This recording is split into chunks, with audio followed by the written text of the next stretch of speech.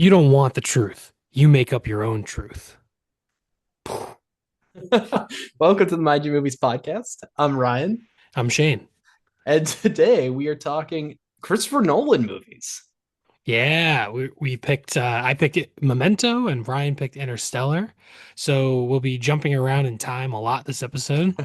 But yeah, we're going to talk about both movies in depth with spoilers. So if you haven't seen either movie, they're both pretty popular and they're both pretty fantastic. So we definitely both recommend that you check them out and then come back. And yeah, if you've seen each movie only one time, maybe we'll help clarify some things, especially with Memento. It's a little bit of a confusing movie. Yeah, maybe we can help. We'll Yeah, see. maybe. Well, yeah, we'll see how much we understand it at this Yeah, point. But yeah, all right, cool. So that's our it's Memento Stellar, obviously. And yeah, I guess before we get started, we usually talk about some things we've seen recently, some recent recommendations. Do you want to kick it off with something, Ryan? sure. Yeah, I don't have too many things this time around, but I've got at least two. So the first one here is a new movie called The Sheep Detectives. Nice. Yeah, this thing's been getting the rounds, I think it's out there. And Hugh Jackman is reading a bunch of detective stories to his flock of sheep, and when he dies by mysterious circumstances, they try to solve his murder. And it's goofy and that it's fun. You know what? It's like a family friendly murder mystery. It's I would say it was worth going to. Um, the Nice. one thing I'll say, the, so actually this is a positive. The CGI sheep, right? There it's like live action sheep, and they actually work. I feel like this is like one of the examples, like you see all this live action, like The Lion King and Dumbo and all this stuff. Right. And Like, yeah, they just look like pretty uncanny. And I think here I really didn't get that vibe. I just kind of got, you know what? They're sheep, they're fun, I'm here, it's a family endeavor. I don't feel like the lion shouldn't be making that pose, like I'm here. So I think that worked nice. for this setting. Certainly, they did good. Nice. That I'm glad you liked it. I was shocked to see it getting good reviews because I thought it looked quite awful based on just seeing the post. I was like, "What is this? This looks terrible." But it's sort of almost the new Paddington, perhaps. I feel like that's the reception of it. Yeah, I feel like people are giving it a lot of the Paddington love, and I could totally be wrong. It could have been a trailer or something for something else, but I want to say that maybe somebody involved in Paddington 2 was attached to this movie somehow, like producer or something. But Mm, that could yeah, totally be wrong. gotcha. Yeah, I mean, it would make sense. Um, all right. I have nothing to say. I haven't seen The Sheep Detectives. I thought it looked bad, but it got good reviews. It seems like a movie that I'm like, if I watch it on streaming one day, that I'll be fine. Speaking of streaming, I watched a movie straight to Disney Plus movie, The Punisher: One Last Kill. I guess this is a movie. I guess it's a TV streaming special event thing. Uh, starring John. It's not a movie. It's 45 minutes. It's like 45 minutes long. It's not a theatrical movie. It's kind of a TV movie, I guess, but the modern streaming version of that. But yeah, John Bernthal plays the Punisher. The first half of it is kind of a lot of backstory. He's having these hallucinations. It's kind of it's okay, you know. Uh, there are some good parts, but it's a little the hallucinations are a little silly, I feel like. But then at the end, there's a lot of action, and it basically turns into John Wick with John Bernthal, and it's pretty cool. It's a little bit like it's not as well done as John Wick, especially now that they've sort of perfect like they've perfected that what they do with those movies. But uh, but it's just a lot of cool action, and there's also one of the worst CGI special effects of I've seen in a while of the Punisher falling off of a part of a roof onto like a actually I don't know what it is, some sort of a box, a metal box, and he crashes into it, and it looks like it came out of a video game. It's very jarring and uh, strange, but overall, it's not very good, but it's fun. It's pretty short, and you get to see John Bernthal and this is technically in the MCU, and you get to see John Bernthal like murder a bunch of really horrible. They make the villains extremely awful. Like the very beginning, there's like a homeless guy. He's a homeless veteran, and he has a dog. And there's like a gang that comes up and steals his dog and throws his dog in front of a truck and murders his dog. So they make the villains cartoonishly evil, so then you can enjoy the Punisher brutally murdering them in the end. So that's the vibe. If you want to see that, you could do worse. That's bizarre. I'm gonna be honest. I did not expect that. The what? All pretty much all of everything you just said, actually. Well, yeah. I guess he's gonna be in Spider-Man, and I imagine it's not gonna be as brutal as this. So if you want to see some actual Punisher stuff, then that you got to watch this, I guess. That's cool. Yeah, no, I did not Yeah. expect there to be like an actually violent Punisher adaptation. I didn't expect it to be like a TV special thing on Disney Plus. Yeah. Well, it's like the a continuation, I guess, of the Punisher TV show, I think from Netflix. And then the Punisher is also in the Daredevil's TV show as well. So it's all interconnected. So this is not the first introduction of the Punisher, but I have not seen the TV show or any of that stuff. But you could just watch this without watching any of the TV shows and you'd be Okay. like, okay, I get what's going on. All right, cool. As long as it's like a standalone thing, because I mean, it is, but it's not. It just explains what happened in the TV show and like where he's at. It's easy to pick up on. gotcha. All right. Interesting. That's cool. Well, if it's short, maybe I'll give it a try. Yeah, I mean, it's it's short. It's like Yeah. 45 minutes. So Nice. you could do worse. And it could get you a little something, a little taste before Spider-Man. I am pretty intrigued also by that description of the CGI Mm. video game. That, you know Oh yeah. what? That's like pretty intriguing. So Yeah, you'll know when you see it, I think. It's nice. toward the end of the movie or whatever. Uh yeah, I think it kind of went a little bit viral. People being like, "What is this? Why is this so awful?" But it's literally just one shot. It's kind of strange. I think it was technically a face replacement of like maybe they just did it with a stuntman, but it looks entirely CGI. It's very strange, just because the face is not right. So then it makes everything just and the way his body moves is very weird. So I don't know, Interesting. but yeah, the Punisher one last kill. Well, the other thing that I'll mention is also a weird TV special thing. Not really a movie, but it kind of counts as a movie today, I guess, if you're watching it, which is Special Bulletin from 1983. This is kind of a precursor to Ghostwatch from 1989, and Without Warning from 1994. All these things that are like TV specials that are fictional depictions of things that seem real-ish and are kind of made with at least somewhat the intent to seem as real as possible. They're on like a news channel. They're filling in like a news slot, right? And they're shot on video as you know, as if they would be on um, the news folks, right? So the premise here, though, is so Ghostwatch in 1989 follows like the BBC investigating a ghost thing. Without Warning in 1994 investigates or follows like the alien invasion in like Michigan, I think, or something like that. And Special Bulletin, which is the earliest I've seen of these.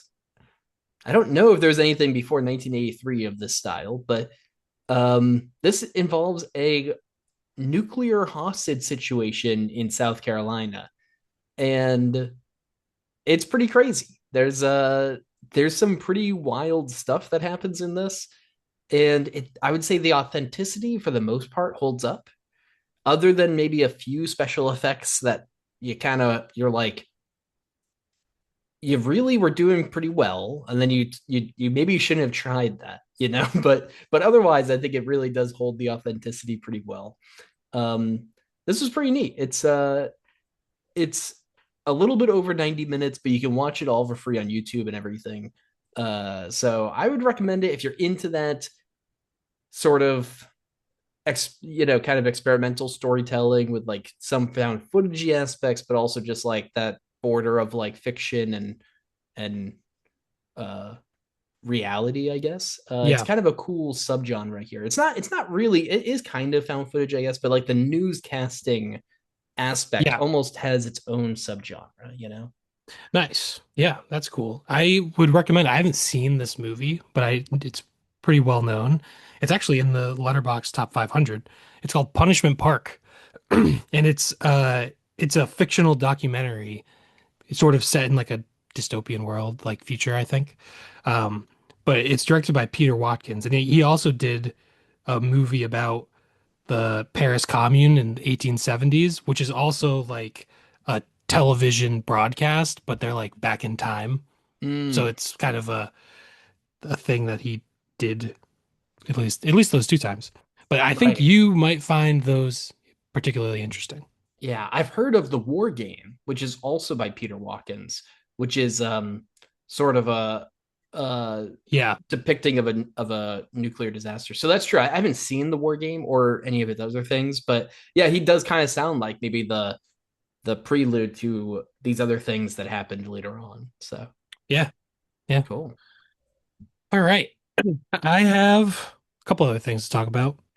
Maybe I should mention this one first. Maybe I should have started with it. The big one, we're not covering it on the show. Also, we can announce maybe now, just in the in the middle of this, whatever. Next week, our episode's going to be on Backrooms, new horror movie directed by Gen Z 20. He's like 20 years old. It's like well, it makes me feel old. I don't like it. Yeah, we're gonna watch. We're gonna do Backrooms, so that should be fun. Well, I don't know if I'll like it, but we'll see. We're gonna find out. But the movie that we may have covered instead is The Mandalorian and Grogu, which I saw. Ryan, I don't think has seen. You have not seen. So yeah, this was all right. The music was good. Martin Scorsese was very good. The little guys are cute. The movie itself, the story is pretty bland. Eh, you could do worse if you have a reason to go see it. But yeah, as someone who hasn't seen the TV show, I was like, oh yeah, that was a good time, but also didn't really not really a game changer at all. So if you just wanted to wait and watch it on Disney Plus, I don't think you'd really miss much. I know it was shot for IMAX, and I didn't see it in IMAX, so maybe seeing it in IMAX would be more worth it if you are into that, but I can't say. But yeah, that's the Mandalorian and Grogu. We didn't decided not to cover it because I mean it already came out. Our next episode will be already another week out, and so the backrooms will still be new, and it'll probably be a little more interesting than Mandalorian and Grogu, which is very safe, and there's not that much to talk about in it, I feel like. So Yeah. And Mando is also like the Memorial Day weekend movie. It's like the start maybe to like the true summer. I feel like we entered summer season a little prematurely with Project Hail Mary, but we're really entering it after Memorial Day, obviously. So it's like I think that a lot of people will be seeing Mando that want to this yeah, weekend, and then anyone that's like holdouts will see it when it hits streaming and stuff. So I don't know. You guys probably already have a lot of your own opinions on it, and yeah, and there's a million yeah, reviews and podcasts about it, so I think backrooms will probably make for a more interesting discussion. But yeah, I saw it, so that's something. Do you have anything else you wanted to mention, or I had two more things? um, no, no, go ahead, spit them out. All right. One thing, another, I'm going very superhero comic book nerd this week. I watched The Dark Knight Returns. I watched like the deluxe edition or whatever, where it's part one and part two, but it puts them together just as one movie. Although you can tell where one ends and the other one begins, basically in the middle. Um, fantastic, great adaptation of the comic book or graphic novel, whatever. Uh, and yeah, it's pretty awesome. I would definitely recommend it. Part one, a lot more character, you know, building up the characters and stuff like that. And then part two has the big, action, the cool action stuff more. So I will say part one has, I think, better character stuff and the really great action, but more on like a street level type of Batman action, which I really enjoyed. I loved part one. Part two is still great, but it goes a lot bigger in scope. And yeah, so it's kind of depends on what you prefer. But I would probably say I might have preferred part one slightly more than part two. But even just watching them as one big movie was pretty awesome. So How long is it? it's a if both are watched together, it's like 2.5 hours. Oh, okay. So That's not each even, yeah. yeah, each Cool. one is about 75 minutes each. So yeah, they it's animated also. I don't know if I even said that for people who don't know. But yeah, Yeah. good, very good. Ironic. So The Dark Knight Returns not connected to the Dark Knight trilogy No. by Christopher Nolan, who we are covering this episode. But Yes, exactly. But yeah, it's I think the Dark Knight movies are also influenced by this comic for sure. And also obviously Batman v Superman was influenced by this as well. But this is the much I'd say much better version than Batman v Superman, what they did with it. Obviously they didn't. It's not like Batman v Superman is not an adaptation of this, but they take from it certain bits. Mhm. So that was pretty awesome. Would recommend that for any Batman fans out there. And the last thing I watched was actually a short film that I wanted to recommend, directed by Jafar Panahi. It's called Hidden. It's on YouTube. It's like 20 minutes long, and I mean, actually, it might interest you. It's kind of, well, it's a documentary, so it's not found footage at all, but it's what found footage is trying to be. And it's about Jafar Panahi and his daughter, I believe, or maybe his niece, I'm not sure. And they find whatever. They're with another Iranian woman in Iran, and there's this girl, a Kurdish woman slash girl, who apparently has a great singing voice, but because she's a woman in the society, she's got sort of, you know, they her family and people in her village don't want her to sing, kind of a thing. So they're driving out in typical Jafar Panahi fashion. Most of this takes place in a car, and you see him filming everything and all that. So yeah, pretty awesome. It's on YouTube. It's called Hidden, and yeah, it's a really great short film. I would definitely recommend it. Nice. Yeah, this has actually been on my on my list for a little bit Oh, because I think when he had won the Palme d'Or for It it Was was Only an Accident or It Was Just an Accident. it was just an accident. Yeah. A bunch of he seems like a really interesting and like important figure right now in uh, working so hard to make movies in a place in which that's not welcomed, right, for what he's Yeah.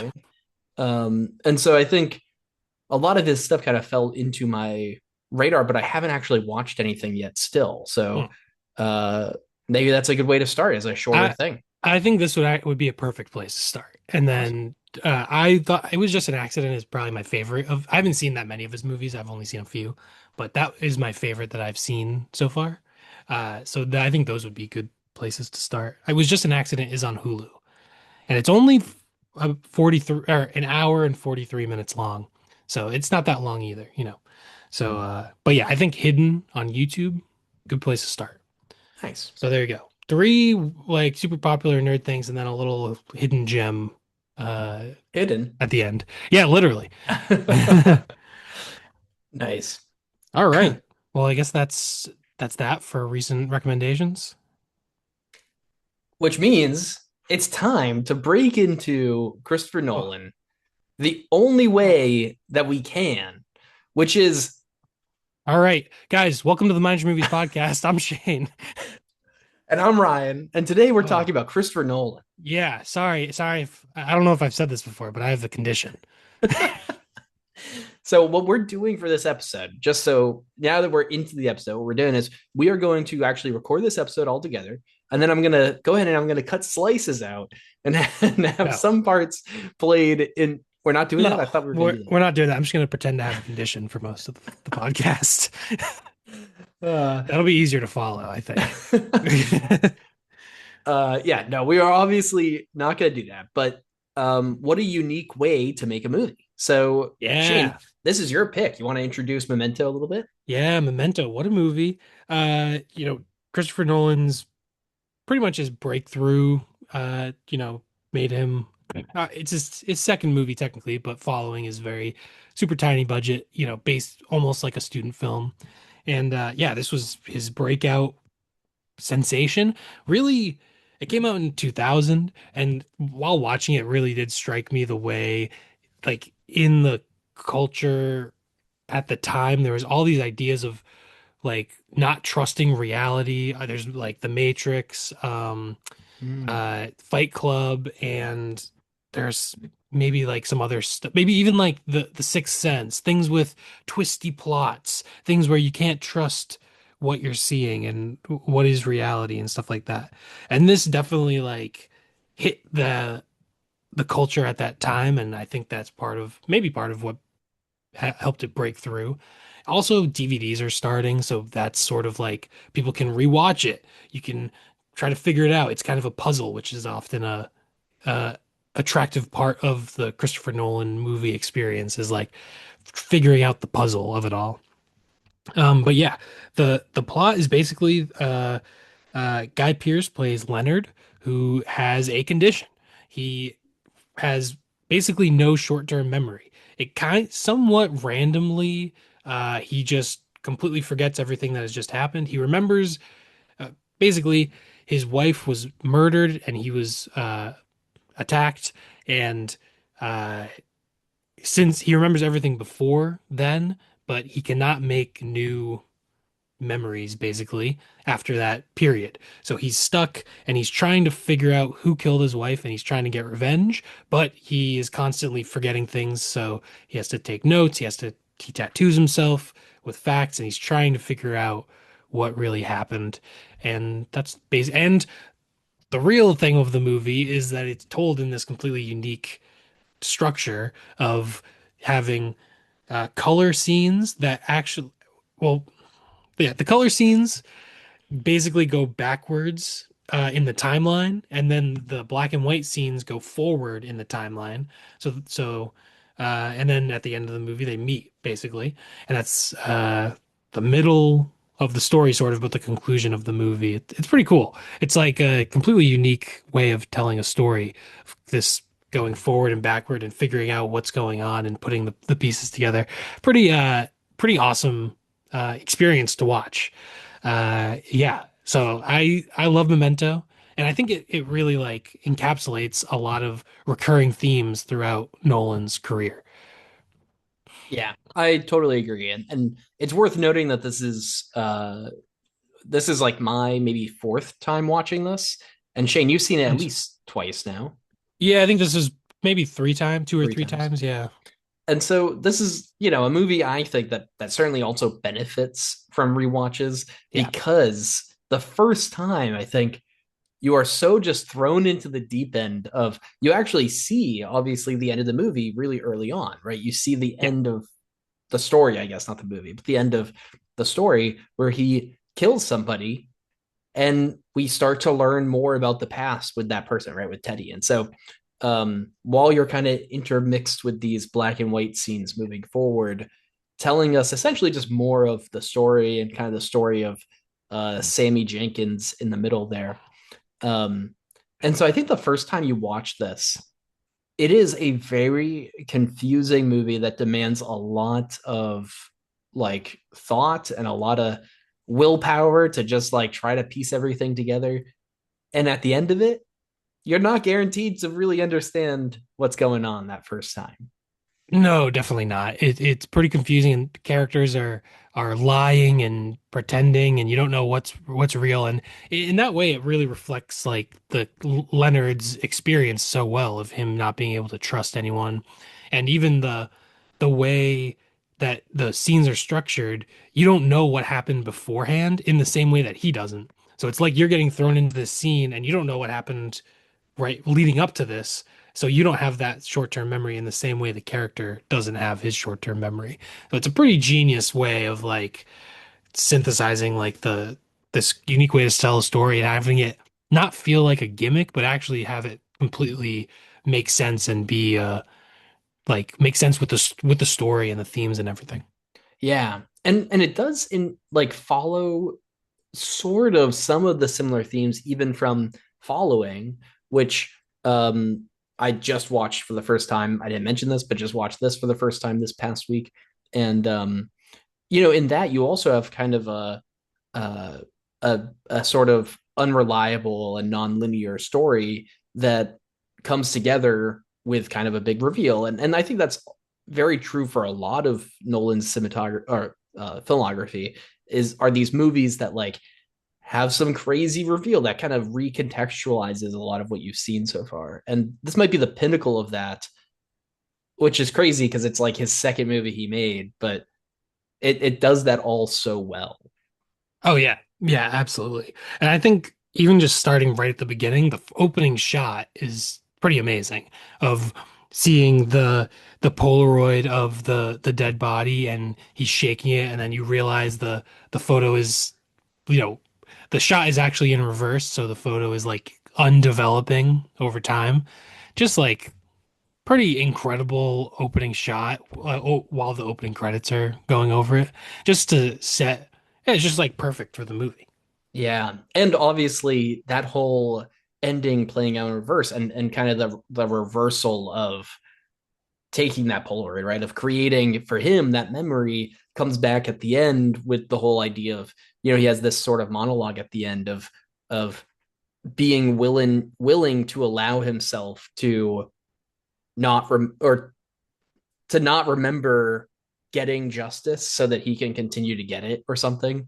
Um, and so that like kind of backwards developing of the Polaroid is in a way also erasing that memory, right? Is deteriorating that that picture that he took to capsulate it. So just the symmetry there of the very beginning and the very end of the movie. Not that the timing here helps at all, but the symmetry of the very ending shot or monologue and the very beginning shot, I think is Yeah, really powerful here. yeah, yeah, definitely. Um, yeah, and the way it just throws you in and you don't have any idea what's going on. It's just a great hook to this mystery. Yeah. And then also because you see that he's killed this guy, and then we start to learn more from their relationship, and you start to wonder, what the hell? Why did he kill this guy? Like, it Right. seems like they're kind of buddy. Right. And the don't believe his lies, you kind of have to you just question why does he write that? Why? And there's other things like he has the scratches on his face. Like Mm-hmm. how did those get there? Like what there's just so all the little detail or the Carrie Ann Moss character, whose name I'm oh Natalie, uh Yeah. she has like when we first see her, she's like got the split lip and like a bruise on her face, and you're like, well, how did that happen? And you're like, well, I'm gonna find out. Because but it's just a very I don't know, it's just a rewarding way to tell a story. And the story is kind of like there's a lot of film noir influence, which I think really works with the black and white as well. Of have like it just makes it all make sense. Like the voiceover could feel cheap, but I feel Mm-hmm. like it totally works. And having that film noir vibe just makes the voiceover make sense almost in like a genre way. And then also it's like very, he's talking on the phone to and he gets confused, but that's a good way of explaining things to us. And this is definitely a movie where you need some explaining. So I think they do like a good job of making it feel pretty organic. Yeah. Also, it's interesting just the repetition of some of the stuff in the movie, right? Thinking about the explaining piece, a lot of times you hear about Sammy Jenkins and you hear about uh, John G, right?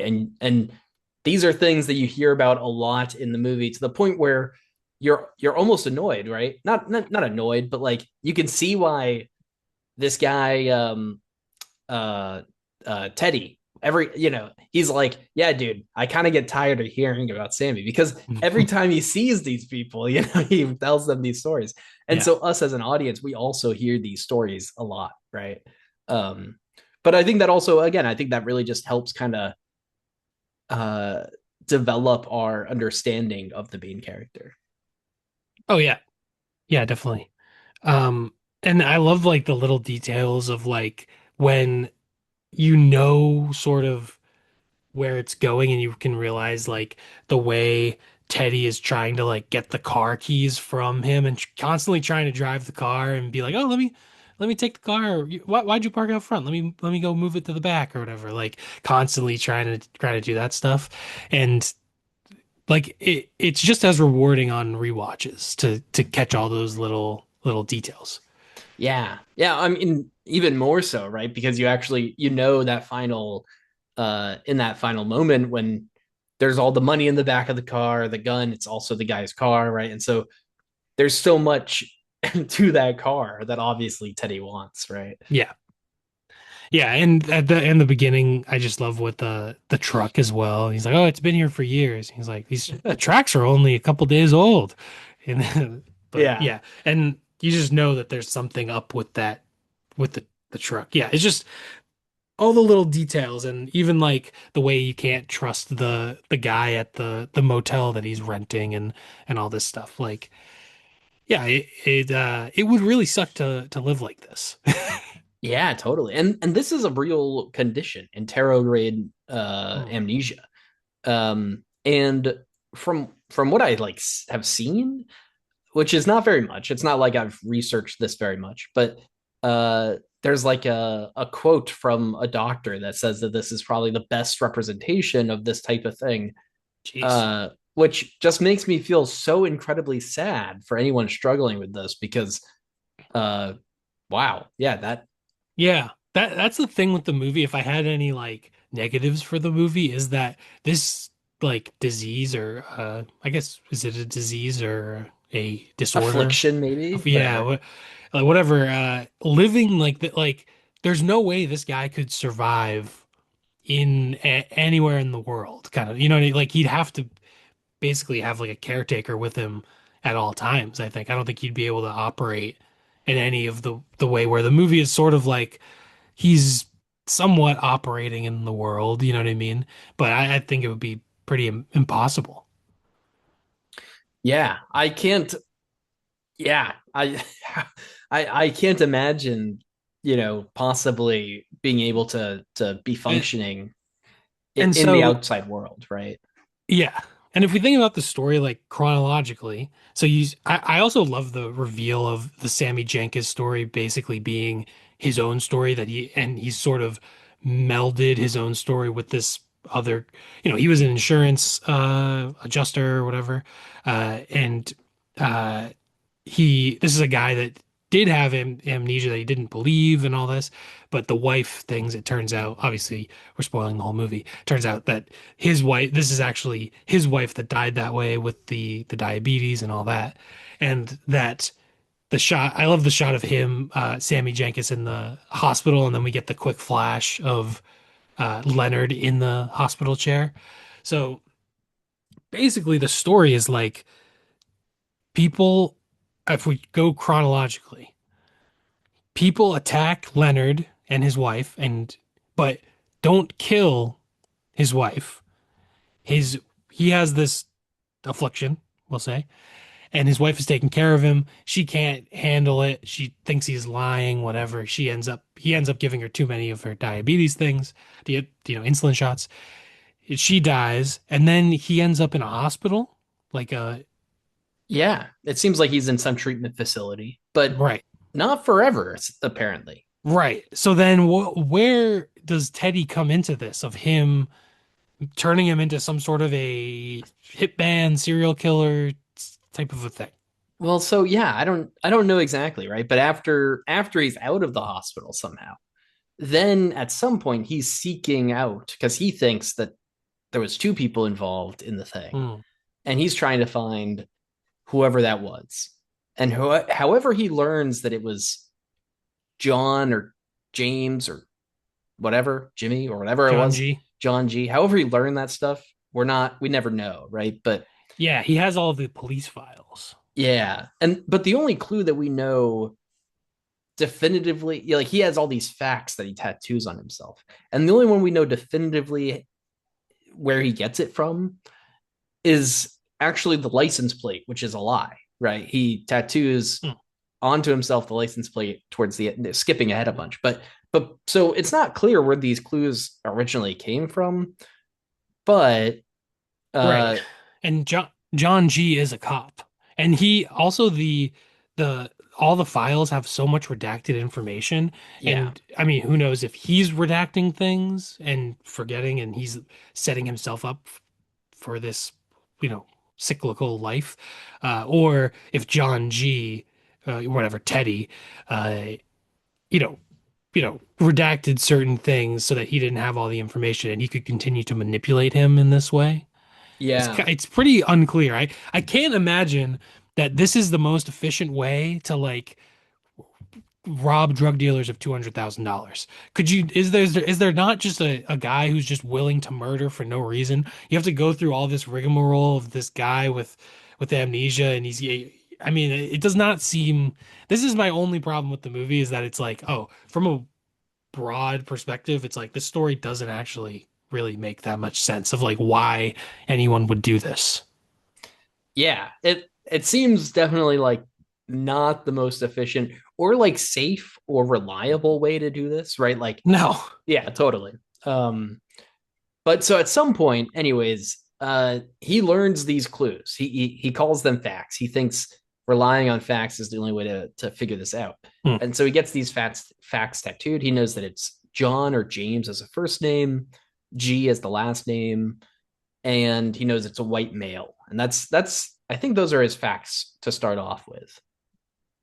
Yeah.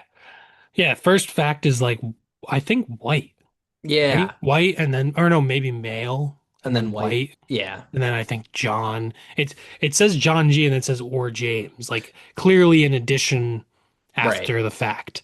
So yeah, I love how you can see like the you can't trust any of that and you don't know where the information has come from and all that. Yeah, yeah. It's also interesting. Yeah, because you see that in the tattoos too, where some of the tattoos look very professional and very, like they were probably done in a store or in a shop or something, right? And then some of them, and you see him doing the start of a tattoo at least with like just a ballpoint pen and a heated needle, and it's like, yeah, where like again, where do these initial clues even come from? The police reports, right? But is that from Teddy? Right? It is. Yeah. Yeah. Yeah. So you can't trust Right. necessarily any of that. And yeah. So that's the thing. So basically, somehow he gets out of a hospital. Teddy ends up uh finding well, how does Teddy even know about him? I don't remember. Well, maybe he finds Teddy because he's looking for, Oh, that's because possible. there is also this whole, he tells people that he believes so firmly, but nobody else believed that there was another assailant, right? Um, and Hmm. so maybe he's Yeah. he's talking to the cops, and so that's how Teddy's like, "Hey, dude, I can help you out," and Right. so Yeah, yeah, that makes sense. Um, yeah. Anyway, crazy. And then there's the whole aspect of Natalie getting involved, where this is sort of like she basically Teddy gets Leonard to think this guy Jimmy G, who's a drug dealer, uh, is the murderer. right, So then he kills Jimmy G. That's how he gets the car. That's how he gets the suit, all of that. And this is basically the end of the movie. And then, so he drives up like, oh, I think the thing from Natalie is actually in Jimmy's car, the like coaster with yes, the thing on it. So then he drives there. That's how he ends up meeting her, and she's sort of very very confused, and then uses basically figures out that it was Teddy and uses him to get revenge in her own way on yeah, Teddy, sort of. yeah. And so the whole black and white sequence really leads up to it, gives us a lot of exposition. It tells us the story of Yeah. of Sammy Jenkins, and then it leads up to the killing of Jimmy. Um, I and love not to talk about the end of the movie, but I love where the transition from the color to the black and white is that what you're gonna say? yeah, well, it's another one of these, also the shaky of the photograph, right? The Hmm. Polaroid. And as it happens, the screen becomes colored too, right? Which, Yeah. yeah, brilliant, really cool. Yeah. Yeah. Oh man. And then also the rest of the movie. which must only be maybe like 10 more minutes or something, but it's all in color from there on. But it's Yeah. that leads into the last sequence of the movie. Um Yeah. and yeah, so and then that sequence of the movie has him and John G or Teddy kind of in this confrontation, and he explains everything, all this stuff, and um and our main character is just like, well, I I'm gonna set my mind on giving myself another John G, and that's gonna be you, because he's told that he's been used to just go after these guys. Yeah. And here's the thing: is Teddy tells him they killed the guy, they killed the real guy long ago, right? They went Right. after him, And that's the photo of him with the blood on him. And yeah. and how happy he is. Um, so I guess they really did go after a John G. Yeah. Yeah, and that was actually the guy that attacked them. Yeah. I guess so. There Yeah, you I'm go. saying that because it's still a little unclear to me, to be honest, if there was two assailants. I've seen Mhm. this movie a few times, and it's still unclear to me if there was two assailants. Yeah. But that's okay. Yeah. That's kind of the glory of this movie in some ways, is that uh, there's so much to grab onto, and all the little details that uh, I think it's very hard to really take everything in this movie and fully Yeah. understand all of it. Yeah. And there's a lot of intentionally unanswered questions. Right. Have you ever watched it in the chronological order? No, but that's a really cool. So this is speaking of the age of DVDs, right? As the knots came around, DVD features were like a huge thing. And so one of the big DVD features of this movie is uh the the the true chronological order to watch it like that. And I have not actually, I wanted to like borrow the DVD from a friend that I know that has it. But I didn't end up doing that. But did you end up watching it like that? No, I just watched it the regular version. I was curious if I wonder if that would make things more clear a little bit or if it would still be quite confusing because there's just a Yeah. lot that we don't necessarily see. Yeah. I'm still very interested in watching that. But from what I've heard of that, it, it's a pretty, it's kind of a bland story when it's told in its kind of chronological order, you Hmm. know, I which, mean, yeah, it yeah, changes the experience so much it must. totally. And I think also, especially after experiencing it the first time, where you're like, whoa, wait, holy crap, at the end and everything, for that to happen in the middle and stuff, like, I can see why that would be a very different experience. I would wonder almost like, you shouldn't do this, right? But take someone that's never seen Memento and show it to them chronologically. And I'm curious how Nah, that experience would be different. I don't think no, that's you the can't ideal do way to that. watch it. That would be cruel. That's like MK Ultra style. That would be messed up. That would be messed up. You can't do that. That's like no, that's crazy. That's like telling someone like, "Hey, you've never seen Star Wars? Let's watch Rise of Skywalker first." Yeah, yeah, That would totally. be just messed up. Um, but yeah, I But I do think so. This is a cool thing, to deviate for a second from the plot and everything, is just the DVD extra, but also there's a website that was made to go along with the marketing of the movie, and this is like an early time for that too, which is pretty cool. Actually, from what I read, they were kind of inspired by Blair Witch's website, which obviously propelled in some ways the marketing for that movie, which made yeah. it a fucking shit ton of money from such little money. So, but they were kind of propelled by that to make a website. The URL was Memento backwards, um, Oh, like nice. spelled backwards. And I went on the way back machine to try to view it, and I think you only get the title page essentially. It doesn't seem like you can get too much more, but either that or I Gotcha. don't know how to. Maybe it's like more like ARG esque today, right? Where you have to click on the right things or something. I don't really know, Hmm. um, but I know also from that era, those types of things on the Wayback Machine can be a little finicky because it's like other links have to get preserved and stuff like that too. So Right. I'm not entirely sure how much you can experience of that today, but it is a cool idea in that early time of the internet, um, to be doing some cool viral marketing stuff. Yeah, definitely. Um, I will say one thing with Nolan's the aspect of this, the dead wife trope Mm, already in Nolan's uh filmography. And there's the bit at the end when Joey Pants is uh is explaining, he says like, you've got it made. You've got a dead wife, you've got a reason to live. And it's like it's like there's a subconscious thing in Nolan's filmography of like a dead wife being like this. I don't know. Either it just recurs in all of his movies for whatever reason. There's like it's in a lot of them. And yeah, it yeah, already shows up in this one, which is kind of funny. yeah, totally.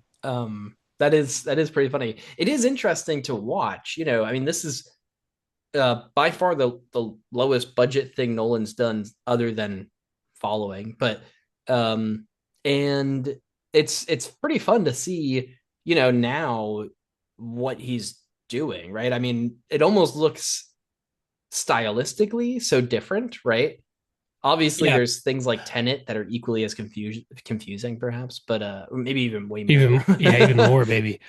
But yeah, But I love the look of the movie. I think everything feels a little bit warmer than a lot of his more yeah, modern movies, I feel like. And yeah, I really like the look of it. It's also like we're right at the end of the 90s, and I feel like Nolan is a very like obviously all of his movies except Following have come out in the 21st century. So I very much associate him with that type of filmmaking, but this feels like a holdover of the 90s and sort of the 90s like indie filmmaking, you know, movements. yeah, totally. And in some ways, I mean, it really is, right? I mean, the year 2000 is such a uh transitionary time, right? That it really is sort of still in that era. Yeah, Um, definitely. But yeah, also Joey Pants, this is only 1 year after The Matrix. Obviously Joe Pantoliano, aka Joey Pants.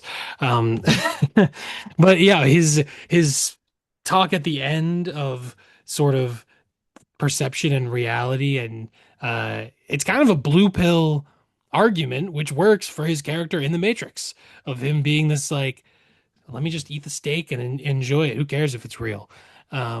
And it's kind of just this is mm, back to back years, and you know, connections there.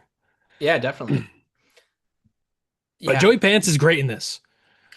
Pretty absolutely. Honestly, he, the whole cast, this movie is actually like pretty well stocked, right? I mean, Guy Pearce obviously is the main role with Leonard, but yeah. uh And Carrie Ann Moss also from the Matrix. yeah. Yeah.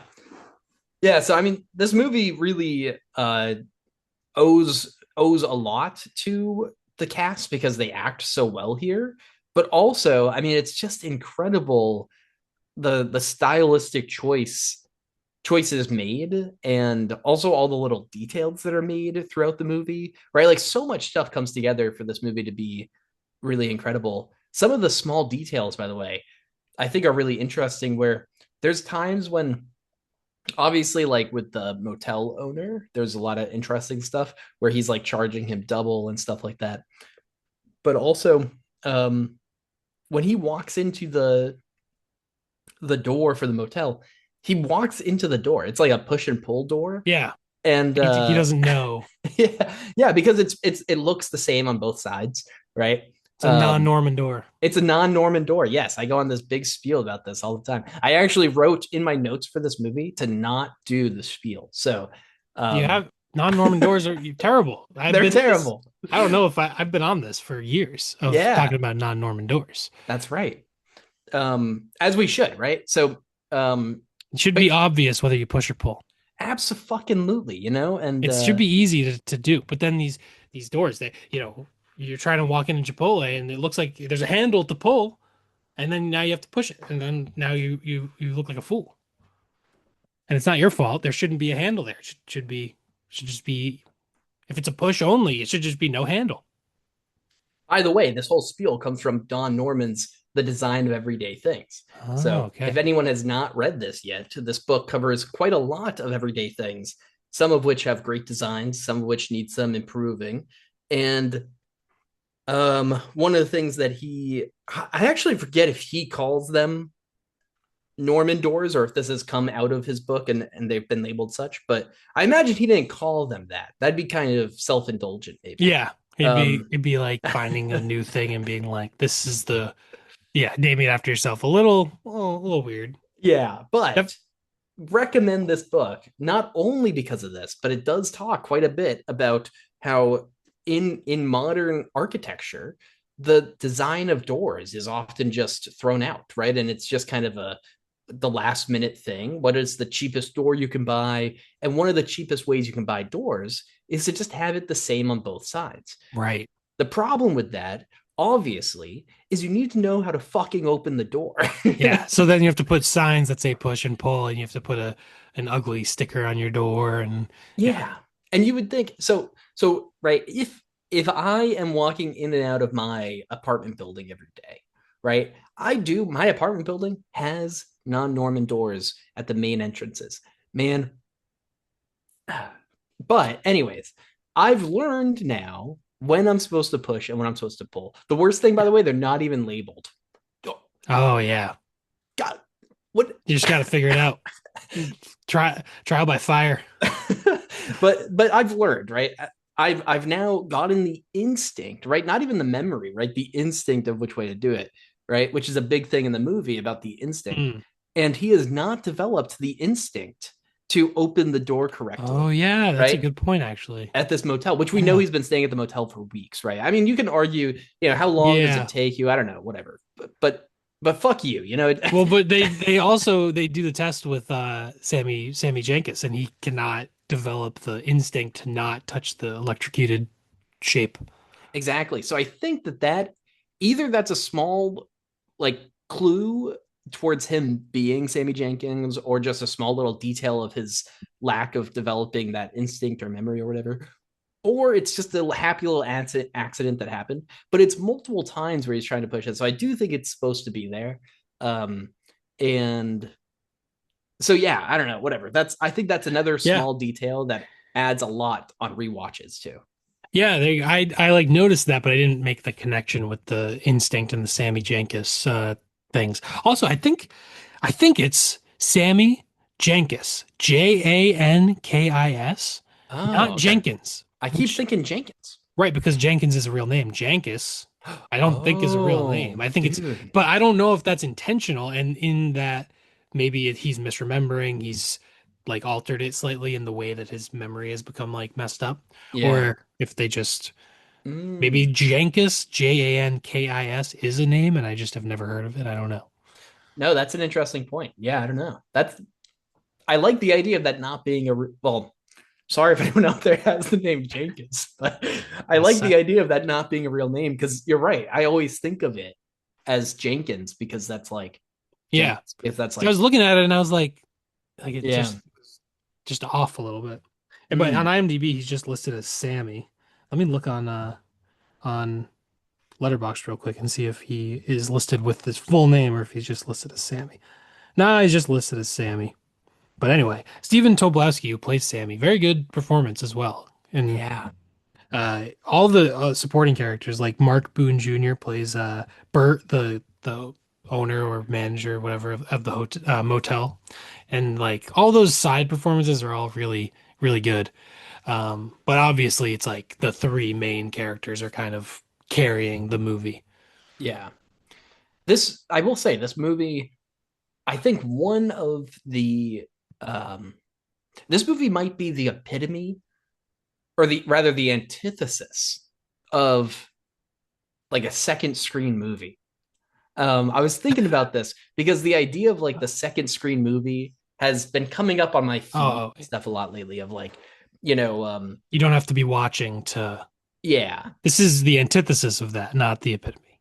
right, exactly, Right. yeah, This is the opposite of a second screen movie. You have to be paying attention to this movie in order for it to make any sense. yeah, and it still won't, right? Like if you Yeah. watch this movie, like one time fully paying attention and then another time fully paying attention, you still won't understand everything. I've watched this, like I said, I think this is my fourth time, and I still don't understand everything, obviously, Yeah. because it's a weird movie. That the chronology is insane, all that stuff. It doesn't help you, right? There's no training wheels here, and I think that this movie, uh, I think because it's like so counter to the idea of like second screen and explain everything and whatever.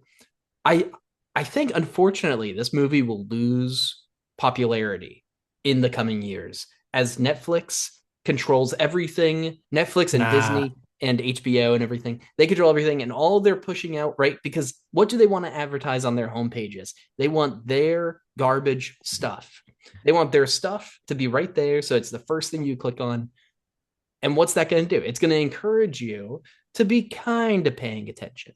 So the moment that they advertise Memento to you and you click on it and you don't end up liking it because you're not paying attention, then you click on something else, they learn, they say, okay, let's not recommend this to people, you know? And I think, No, no, no. You're too negative. Because think about it this way. This movie is in these 5 minute chunks. So in a way, it's actually beneficial to short-term, like people with a little bit of a goldfish attention span, because it's like something's going on and then you're confused and it piques your interest. You know what I mean? And you're constantly going back and forth. mm, So it's in these little 5 minute chunks. So hmm. it's in a way, it's could be more watchable. Do you remember that there was like a streaming service that was made to be in like 5 minute chunks or 10 minute chunks a little while, like Was it Quibi? Quibi? Yeah. Yeah. Yeah. Yeah, you could break this movie up onto Quibi. Yeah, that's true. Although Quibi didn't do well. No, I think Quibi went out of business. I think it's So defunct. Um, but yeah, I don't think so. And ultimately, like, there are certain people who are just not going to like Memento. And like, you have yes. to go in with a certain expectation of it being confusing and you're trying to figure it out. And that's kind of the appeal of the movie. Yeah. I do think that like I'm being a little joking, a little humorous here, hopefully, but I do think that the idea of like the second screen movies is becoming very prominent, and I think that's obviously bad to cinema. Yeah, But I think that's true. for people out there that are annoyed by that and you want like a challenging watch that you've got to pay attention to, but also maybe still activates your goldfish brain, right?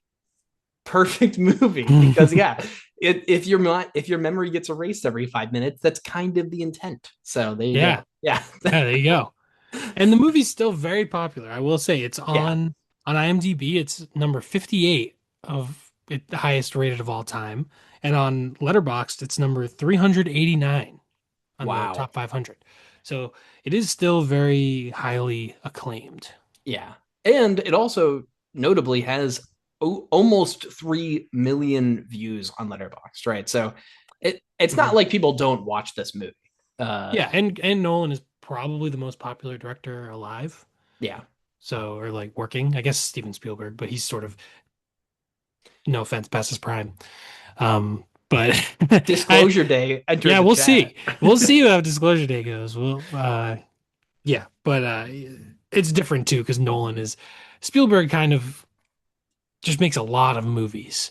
You Yeah. know, he has such a large filmography that there's a lot of variance. I feel like Nolan is very, he doesn't make as many movies and he's very, I don't know. He's a little more like everyone is going to be a certain quality, you Yeah. know? There aren't as many lows in his filmography, I guess. But anyway. Yeah. And he's just younger. I mean, Spielberg is mainly 70s through 90s, and most of Spielberg's best movies were before Christopher Nolan even made Following. So Right. it's hard to compare. Yeah, it is, right? And who knows, right? Right? Like in 20 years or whatever, right? What will Nolan be doing, right? Yeah, Who knows? and Nolan is big with people like Tarantino's kind of like he's gonna make one more movie maybe. He's kind of I don't know, but I feel like Nolan has actually become more popular than Tarantino if we're talking about someone who also started in the 90s. Yeah. But yeah, so I don't know. I feel like out of his filmography, though, this one maybe is slightly underrated at this point. I feel like people don't talk about Memento as much as they talk about like The Dark Knight, Inception, Interstellar, those movies. Yeah, I agree. And I think that this, I think of Tenet, which we watched fairly recently for the podcast. And Tenet is almost I don't want to say too confusing for me. It is definitely confusing to the point where I'm not really sure that I even enjoyed the confusion at times, right? Whereas like here, I think the first time I watched this, I was so enthralled by the lead up to everything and the questions that were boiling and everything that the confusingness of it all, even at the end, was still rewarding in many ways. And so I think like to people who have seen a lot of Nolan, more recent Nolan stuff, right? I think this is just like a really good one to recommend to go back to, right? Like especially if you were into Tenet and Inception, right? I think this is kind of the the precursor to all of that. Yeah. And I do think a big difference with this one and Tenet is that Tenet, like the time manipulation, like is in the story itself, and there's Mm-hmm. time travel involved, and in that way, it sort of contradicts reality and is harder to connect to. Whereas this one is just there is a story. It's just that we're the way it's being told is in this, disconnected and unique manner. Almost like Dunkirk kind of plays with time with the three different storylines, and each one, sort of having different timelines, but and then it all converges. But they're really it's there's no like time travel in the movie, So Tenet definitely takes it a lot further to where it's like you have to suspend your disbelief a lot, and things just won't make sense. So it's a little bit different. I think this one, yeah. Tenet is toward the bottom of his filmography for me. I would agree. Yeah, I think when we watched it for the podcast, I had high hopes going in. Um, Yeah, but yeah, I wouldn't say I yeah, that's a tough one. But yeah. There's cool. It's well made, but it's too confusing. yeah, Uh, and yeah, I would definitely put it toward the bottom. It's funny because the only two that we've covered is Insomnia and Tenet, and those are probably his two worst, aside from maybe Following, I'd say. yeah, So finally, we're getting the some of the best top tier Nolan movies in yeah. here. I will say too about Memento and Nolan in general is I think that Memento is really interesting for being sort of so experimental in the way that it's told for Nolan, where obviously you get like experimental elements like that in like Inception and stuff, but largely eh, stories are fairly narrative or sorry linear um in the Nolan verse, right? Like whatever. We see a lot of like linearity in a lot of what he does after, and this one is very much not right. Yeah, yeah, I guess so. I guess the next two are like Insomnia and then Batman Begins, The Prestige. There's not really any time things with that. It's really more just things are revealed at certain times. Right. Um, and Dark Knight as well. So yeah, really through up until Inception, he doesn't really get back to this. But after Inception, it's kind of just a recurring thing. Inception, Interstellar, Dunkirk, Tenet, all of those involve a lot of playing with time in various different ways. Yeah. Yeah. Although I still think that like format wise, like the way that the movie is actually told, I do think this is maybe maybe the most experimental. Yeah, yeah, I agree with that. It's definitely the most challenging. I guess Tenet is also challenging in its own ways, but yeah, this one is very experimental with the color and the black and white, and yeah, it's pretty much completely unique. There's really nothing quite like it as far as I know with this type of a structure. Yeah. Which makes it just a really interesting and like you to your point too of like it's almost like a hidden gem, I feel like, in his filmography. I did Yeah. go back and watch the fall sorry, just following, like I said earlier in this episode too. And I was kind of I would say I went in with high hopes, Hmm. and I don't think that one is quite as much of like a hidden gem as much as it's just like, hey, if you're a huge Nolan fan, you'll probably watch this at some point, but and you can definitely see his themes and stuff like that building into it. But Yeah. yeah, it's like a low budget. It's more like a student film, and Yeah. this one really is his first mature film, right? Oh yeah, for sure. And following is yeah, it's more of a curiosity. It's like if you love Nolan, it's worth going back and checking out just to see how he started and yeah, like you said, the themes are there, but yeah, this one is really it's a crazy leap to go from following to this. And I looked on IMDb, the budget is like estimated to be $9 million, and like pretty awesome that in whatever 99 or 2000 you could make this super low budget movie and then get $9 million, and now you've got Carrie Ann Moss and Guy Pearce and Joey Pants in your movie, and you're like pretty awesome. Yeah, it's like And to make such an experimental and unique movie too, and not playing it safe at all. right. Yeah, it's kind of a bizarre series of events, right? Where he goes from making um he wasn't even like a film student. I think he studied like creative writing or something maybe. But like it's not like he was making a bunch of student films, I think. He obviously made like a couple shorts, Yeah, but then makes following after college, I think. And then from that, he gets enough traction to make, yeah, like a $9 million movie with big actors. And it's bizarre because, yeah, it's not like he's making something that feels like an instant yes, right? Like yeah, producers, distributors are going to be like, yeah, this is going to make us money, right? It feels very experimental and very uh, hard to sell, maybe, but it does end up making $40 million worldwide. So it definitely does fairly well, right? yeah. And the it's like produced by New Market Films, which I don't even really know what that is. Maybe I could have looked it up, but they also apparently did Donnie Darko and The Prestige.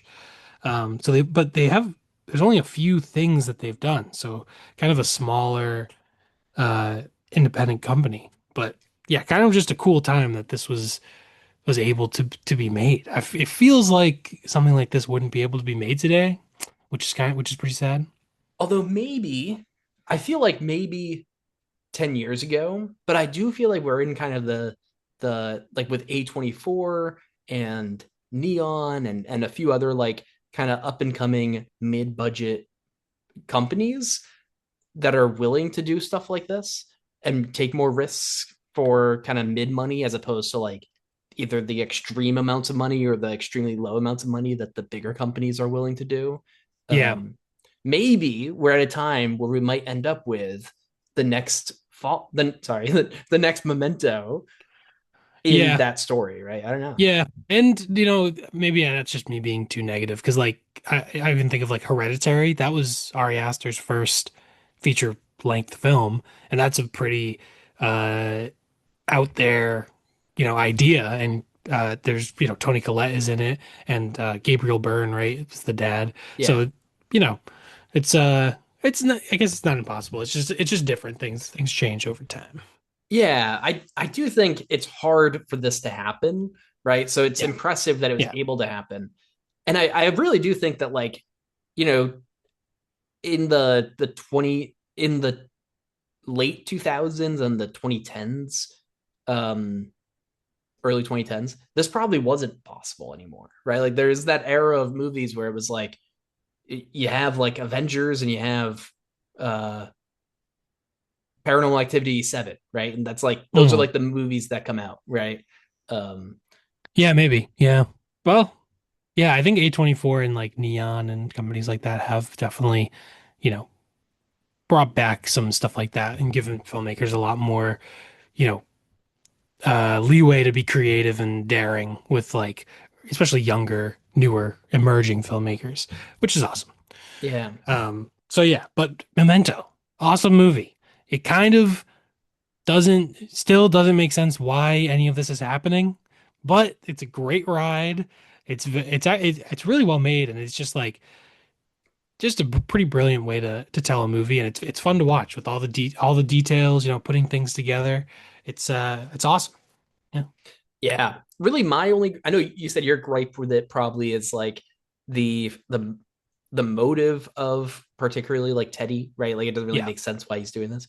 I think my only gripe with it is probably the fact that thinking about this chronologically, it really is not the most exciting thing, but the way it's told works so well that none of that really matters, right? Like I think the story is so compelling because of the way that it's told. So Oh yeah, yeah. yeah. And that's I think that's a Roger Ebert thing where it's not what a movie's about, it's how it's about it.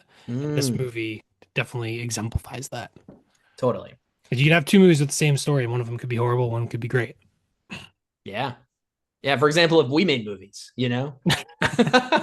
Or I guess you could see that with like remakes too. You Yeah, can remake a totally. movie and it could be horrible or it could be fantastic. um, well, should we close off our Memento conversation? I think we've talked a lot about Memento and a bunch of other things here. So, Yeah. um, should we give We our got our ratings? yeah, we did a non-Norman door evisceration of non-Norman doors, so that was good. Yeah, Memento, I'm giving it a 4.5 out of 5. Fantastic movie. Uh yeah. Also, I guess maybe the only thing preventing me from getting up to a 5 would be that it's like I don't know that I emotionally invest that much in the characters in the Mm. story. Obviously, it is like in a way it is pretty sad and disturbing the like affliction that he has, this, but ultimately it is more, which I think is kind of a common thing through a lot of Nolan movies, although we are going to talk Interstellar, which is probably his most emotional movie, I'd say. But a lot of his movies are a lot more cerebral and they're not as emotional, I'd say. Is sort of a he leans toward, you know, cerebral movies over emotional ones. So I'm not super emotionally connected to the movie, but it's just so awesome and just a great time to watch. And the puzzle aspect is very, very cool. So and it's unique. So it's a fantastic movie. Yeah, I strongly agree. I think that on this time around, I was looking back and I've actually given the movie 4.5 stars uh many times. And I think I'm finally just gonna bite the bullet and say uh that this is probably a 5-star movie for me. So 5 stars it is today. I'm giving it Nice. 5. Yep. Um I I yeah, I think that like for me, just on the rewatches with everything, like with the door thing being like, oh, it's like he's not building the instinct. I feel like I get so much out of this movie every time Hmm. that I'm just like, you know what? This movie is made to make me feel smart. And like, I don't know, like both dumb and smart at the same time, and I'm in. Nice. Um, also, so this movie, as we mentioned, it's kind of a hidden gem, but also it's obviously pretty well received too. So it's rating recap here. It's got a 4.2 out of 5 on Letterboxd, a 93% Rotten Tomato critics score, and a 94% Tomatoes audience score, and an 8.4 out of 10 on IMDb, which brings it to a rating recap average of 8.875, which is notably the same rating recap as Obsession from last week, Ridiculous. which puts it in our highest recaps at number that one was tied for sixth and seventh. So this is sorry, tied for fifth and sixth. So this is now tied for fifth, sixth, and seventh with Metropolis and Obsession. All one word titles. Yeah, there's the Yeah. trick to making a high tier movie. Yeah, there you go. Yeah, Obsession. Obsession, I bet if we redid it right now, it would be below that 8.87. I'm sure it's gone at least down just a tiny, tiny bit. Yeah, I would bet that too, but I uh don't know. But I'm people not love gonna. that. People love that Obsession. You know what? It's at a 4.2 on, oh my gosh, Obsession is higher on the Letterboxd top 500 of all time than Memento. Wow. It's number 327, and Memento I think was 359 or 389. Yeah. I mean, Obsession. I thought it was scary. Honestly, scariest thing since Hereditary for me. But Shane did not like it. Y'all can go Yeah, we have a back whole though. We have a whole episode on it. So that's our most recent episode, other than this one. So yeah. if you're just finding us, by the way, welcome, and you can just scroll right on down and check out last week's episode if you want to hear about uh, Yes. why Or we'll hear about why what? why Shane is wrong about Obsession. No, I wish I just cut you off.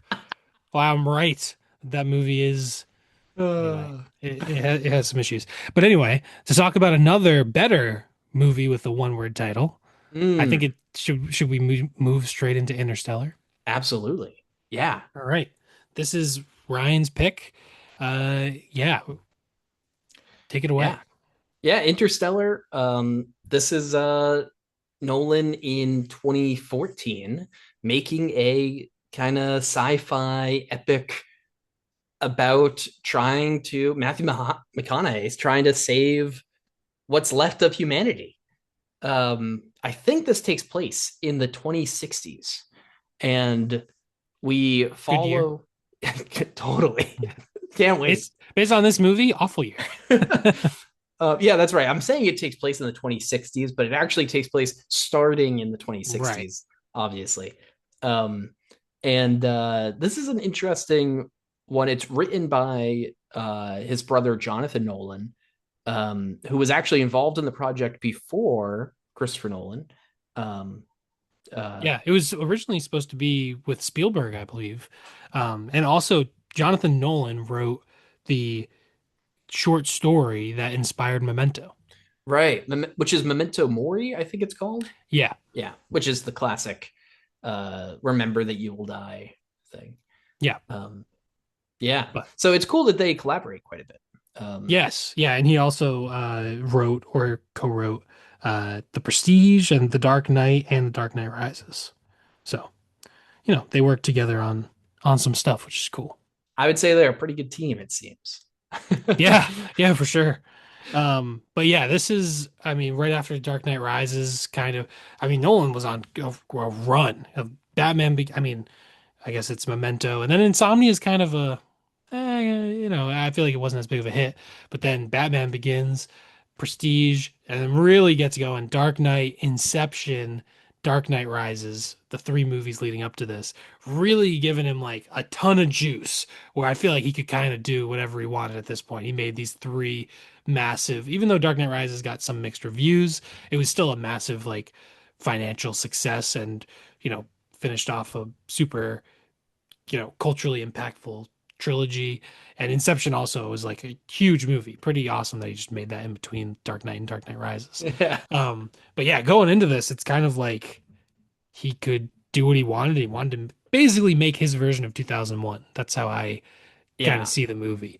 Oh yeah. Um, And there's so many references also to 2001, right? yeah, Like that we can get into, but yeah, I think you're totally right. He's kind of setting out to make his version of that, which is why it's so interesting to me given all that setup there that like he wasn't originally involved in the movie and he came on after the concept was developed, the script was started and all that stuff. He obviously got creative control once he was in it, but yeah, it does feel like this is almost like his time for his like passion project movie.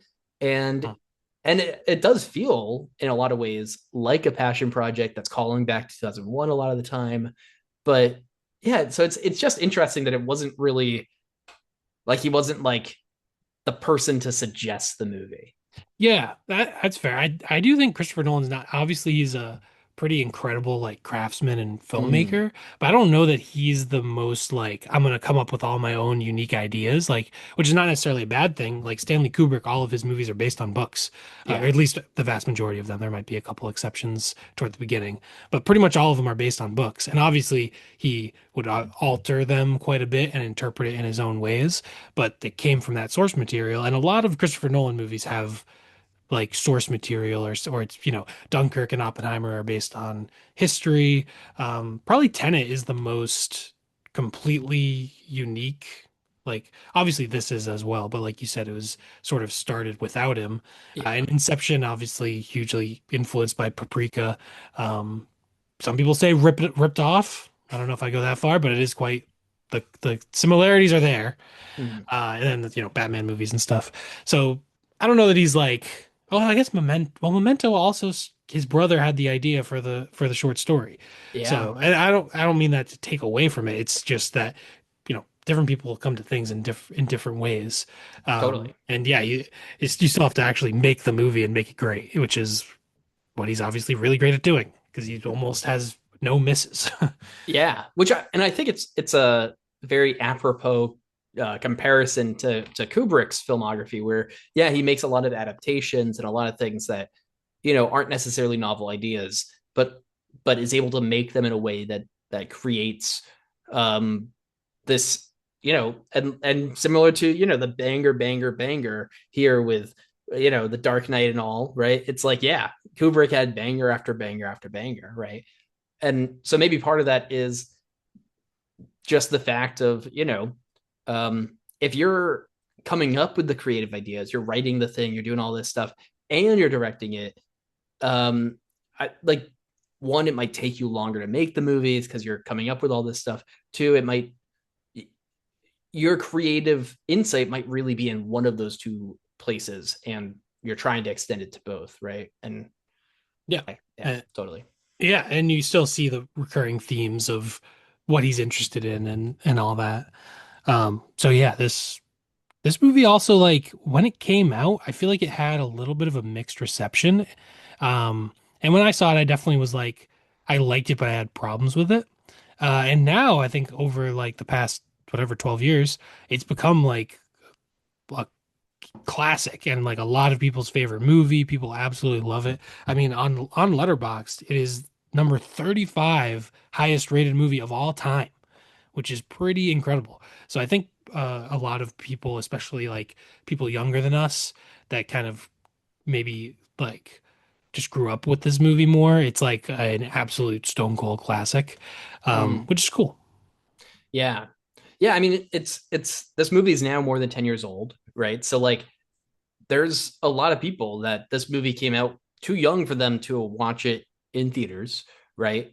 They were too young to watch it in theaters, Yeah, or before they were even born. I mean, I don't know if like many 10 or 11-year-olds are really yeah. watching Interstellar, but certainly like high Hopefully not. schoolers, Well, whatever, dude. high schoolers, yeah. Yeah, high schoolers are I feel like a 10-year-old would be like, well, maybe they would like it. I don't know. I think they'd like parts of it, and then Yeah. I think they'd tap out at parts. Yeah, there's a lot of explanation, a lot of exposition and stuff like that, but they also might just enjoy the visuals. Right, totally. Yeah. And like the cool other planets and stuff. Yeah. Um, It's a little but yeah, heavy though for like a 10-year-old, I feel like. yeah, yeah. Also, though, I don't know if the 10-year-old would get all like, would they feel how heavy it is, or would they just kind of be like, hmm, I don't know. Yeah, I don't know. I don't know. I don't know if I'd show it to a 10-year-old, but I guess it's a PG-13 movie. Definitely a teenager. A teenager Yeah, would yeah, would love it. And even a 17-year-old would have been 5 when it came out, which is kind right. of, isn't that crazy? Yeah, like they're not seeing it when they're 5, for sure. And Yeah. um, yeah, it is interesting that this is like, to them, this is like what Memento could have been to us, right? It came out when we were, a little bit Yeah. younger than that, but we Oh, yeah, certainly 3. did not watch it when it came out. We didn't watch it, in the Yeah. first 10 years it was around, I'm sure, right? I mean, um, so yeah, it is interesting that it really has developed. I mean, I liked it quite a bit when it came out, and I think I kind of also was kind of like, yeah, there's some, particularly towards the end, I'm kind of like, whatever. I guess you can do whatever you want, and I Yeah. don't care. And I wouldn't say I was that compelled my first time with, particularly with the ending, but Mm. Yeah. I had similar issues with the ending, like literally the last whatever 5 or 10 minutes. I always liked the Tesseract stuff, even, mhm. but obviously there's the time travel elements, which time travel pretty much always like kind of throws me off, and I never really love it in movies. Um, and yeah, there's quite a lot of exposition, quite a lot of explaining, and there's some corniness to some of the dialogue. Although I think on my subsequent viewing, I did wasn't as bothered by that nearly as much, and I was definitely more emotionally engaged. Also, when it came out, I was 17, so also maybe seeing it, I was a little more edgy teenager, like, this is corny, I don't know. But then Yeah. now that I'm a little older, I can kind of be like, the theater got a little dusty. Yeah, totally, totally. Yeah, seeing it, as when it came out, right? Totally in the theater. I would say when like, he's getting the call back and Oh he's, yeah. Oh and all yeah. that stuff. I'm like, as a 17-year-old, I'm kind of like, okay, so when is the next planet? Like Yeah. um and But like that's like one of the best parts of the movie. yeah, Yeah. exactly, right? And similarly, I think on the ending now, right? When I look back on the ending now, or when I've rewatched the ending now, I think, wow, like it actually does do a pretty good job at coming full circle emotionally at the end in a way that when I was a kid, I definitely did not care at the end. I was like, Mm. ooh, circular place. Cool.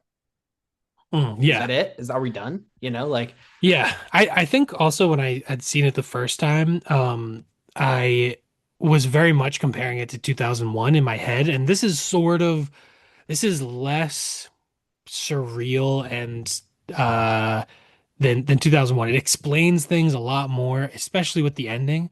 I was really wanting, basically, he like does all the stuff in the Tesseract and then he pops out into space and then it cuts to black. And I thought the movie was going to end. And then there was like 10 more minutes. And I was like, why? That was a perfect ending. Why are we still here? And like, it doesn't bother me now that I guess I know that that's what to expect, but it always that was a definitely an issue with me where I felt like all the extra explanation at the end felt um unnecessary, I guess. And yeah, I never liked it. Yeah.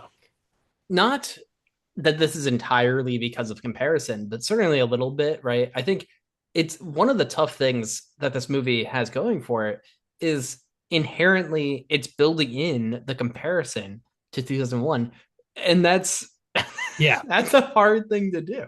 Yeah. Yeah, Yeah. that was definitely a factor of me being like, all right, this movie's trying to be extremely similar to 2001, but it's not quite hitting the same. Yeah. And I think the thing is that I think that while it has a lot of similarities to 2001, I really don't think it's actually trying to be all that similar, right? I think it has like callbacks and it has a lot of similar stuff. But I think that like story wise, it's totally doing its own thing, right? And like pacing and everything. 2001, I think, is a much like slower paced, more well, I shouldn't say more visually focused. I think the movies both do a lot of really cool stuff with visuals, but um The story is definitely pretty different, and I'd say Interstellar is way more focused on like emotions and the connection with the human characters. mhm, 2001 is a little more you know surreal and theoretical and stuff like that. So yeah, this it's definitely a different approach, but I think it's clearly like heavily inspired by 2001, definitely. especially with the wormhole sequence at the end.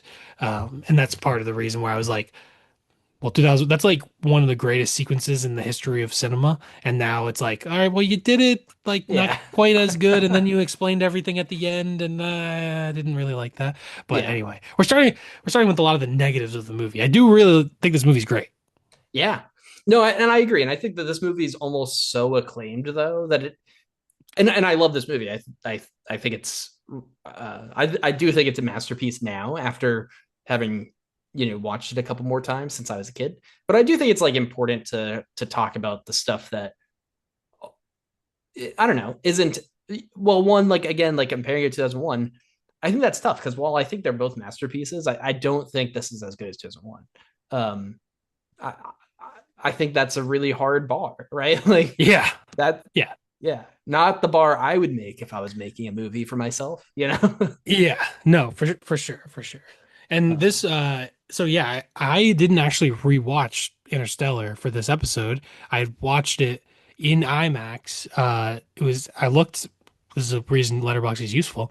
It was in December of 2024 for its 10th anniversary. There was a IMAX re-release, and seeing it in IMAX at that time was really really awesome. Just the scale of everything and yeah, like and the emotional moments really hit a lot better on that most recent viewing.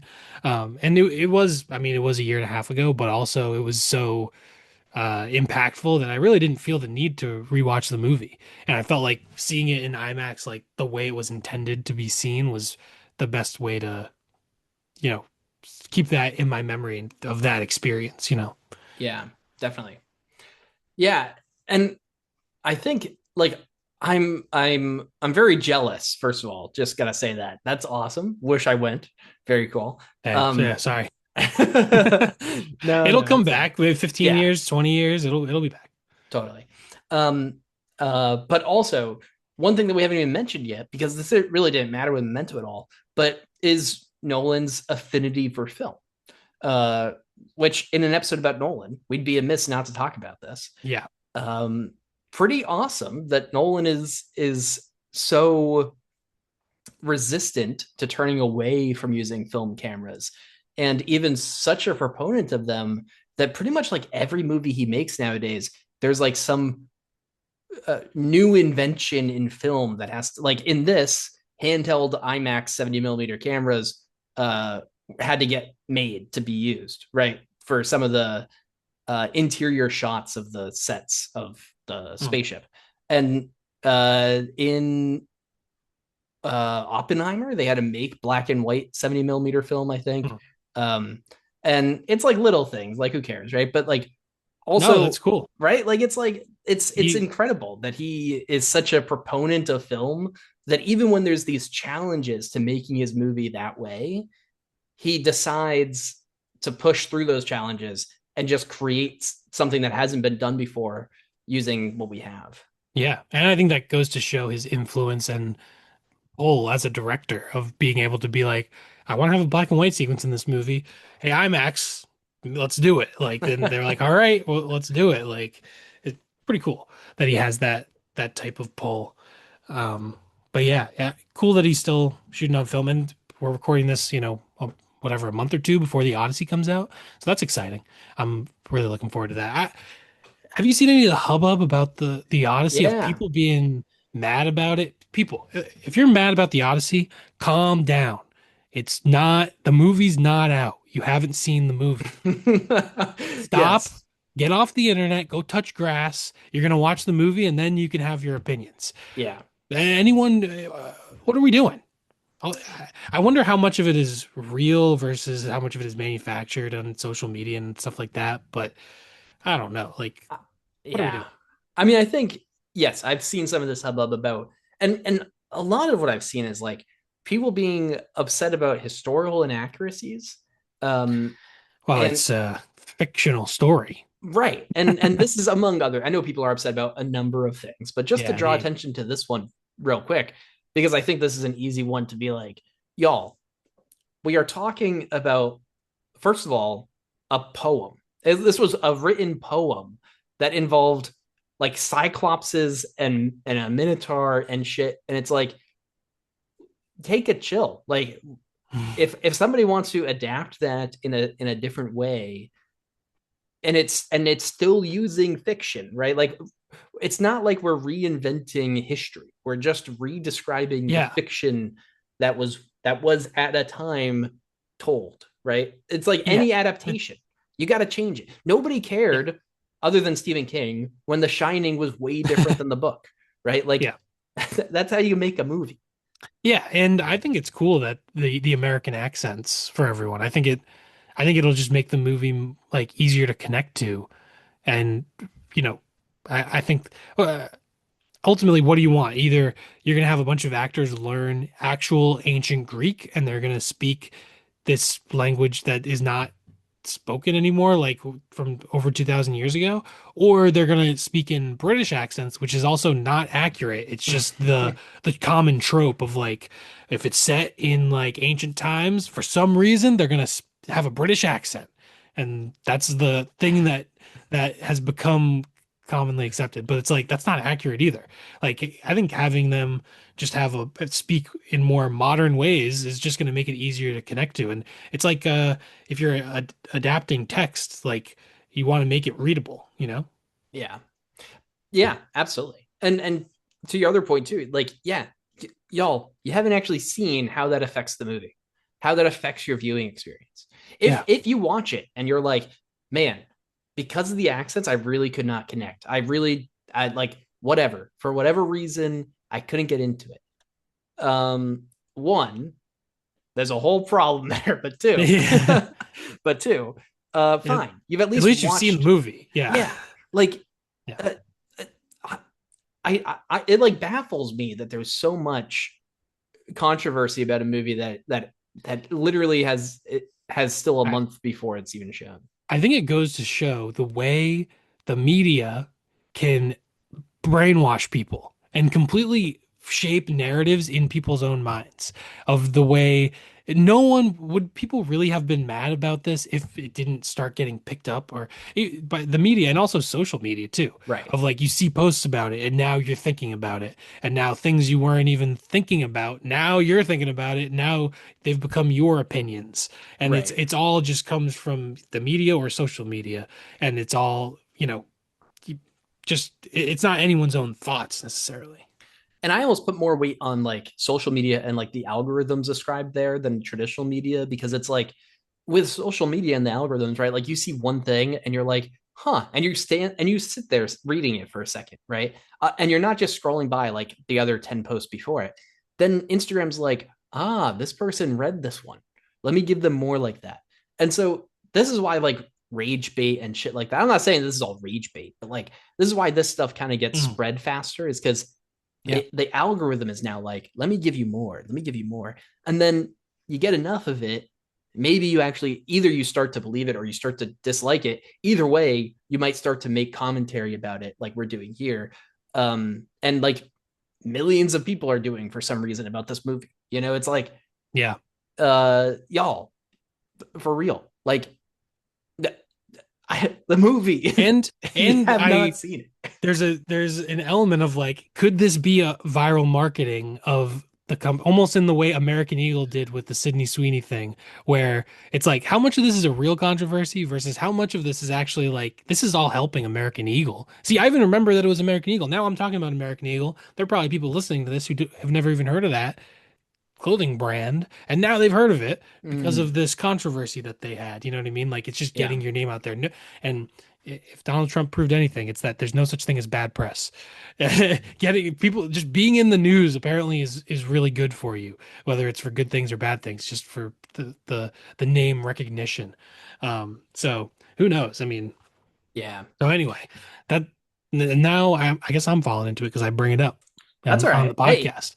But I mean, I did write down on my notes that the Odyssey is coming and there is a lot of talk. So I think it's hard to ignore, right? I mean, yeah. but that's maybe that's the whole point. I don't fucking know. But Yeah. um But anyway, Odyssey looks, I think it looks sick. I'm excited for it. yeah. It's a huge And movie. I mean, yeah, it's Nolan. it'll be great. We're gonna cover that on the show. Oh, yeah. It'll be a bit, but we're excited for that. Yeah, we And got we're some big movies coming out soon. yeah. Oh yeah. We're excited for we have a whole summer full of pretty much half episodes that are just new releases. Yeah. It's gonna be awesome. Um yeah, we're excited. And Nolan though here, 10 years ago, right? This movie was huge. Like you said, there was some maybe critical um uh and just like audience viewership. People had mixed opinions on it maybe, but it did make $775 million compared to 160 something $1 million budget. So like huge budget, but it made a ton of money, right? And it was huge when it came out, right? Like I Yeah. remember people that went to the theater like multiple times to see it. Right? I didn't, Yeah. but I know that was a thing. A lot of people did. Yeah. Yeah, definitely. And this was also kind of, I mean, the cast is also pretty incredible. This is kind of right a big part of the reconnaissance. of Matthew McConaughey coming back. He's in Dallas Buyers Club. He gets nominated, or he wins, right? Does he, or does he just get nominated? I I forget. don't remember. But anyway, uh, and he was in that movie Mud, which is a cool like indie movie.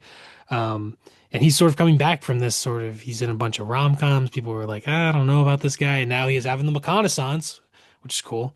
And this movie is really the peak. I think this is the peak for Matthew McConaughey. Just a great, fantastic performance. Like the emotional scenes are like he does it so well, and he's also like really great at just at everything else as well. So yeah, he's really great in the movie. Yeah. And of course, we also have a huge cast of people, Yeah, but worth also mentioning that um, Matt Damon in this movie is like his character is mentioned a lot in the movie, but you yeah, never actually see who it is until you're there. and And and and he was never advertised or anything, so it was very shocking when it was turned out to be Matt Damon. right, who's obviously a huge actor. You probably want to Yeah. use him in your advertising, but Yeah, yeah, but that was like the reveal of who it yeah, is. Yeah, it was kind of a cool totally. cool thing. Almost like in Seven, like there's a certain actor in that movie that is not in any of the marketing or anything like that. I guess I won't say that in case anyone hasn't seen Seven. But yeah. Yeah. Yeah. And so I think that's a really cool just payoff here too when you get there. Cause it's also like, it's a bit into the movie and stuff. It's way Um into the movie. it's yeah. It's like probably over halfway. Yeah. And Yeah. so it's a fun little reveal there and also just his character doing some stuff.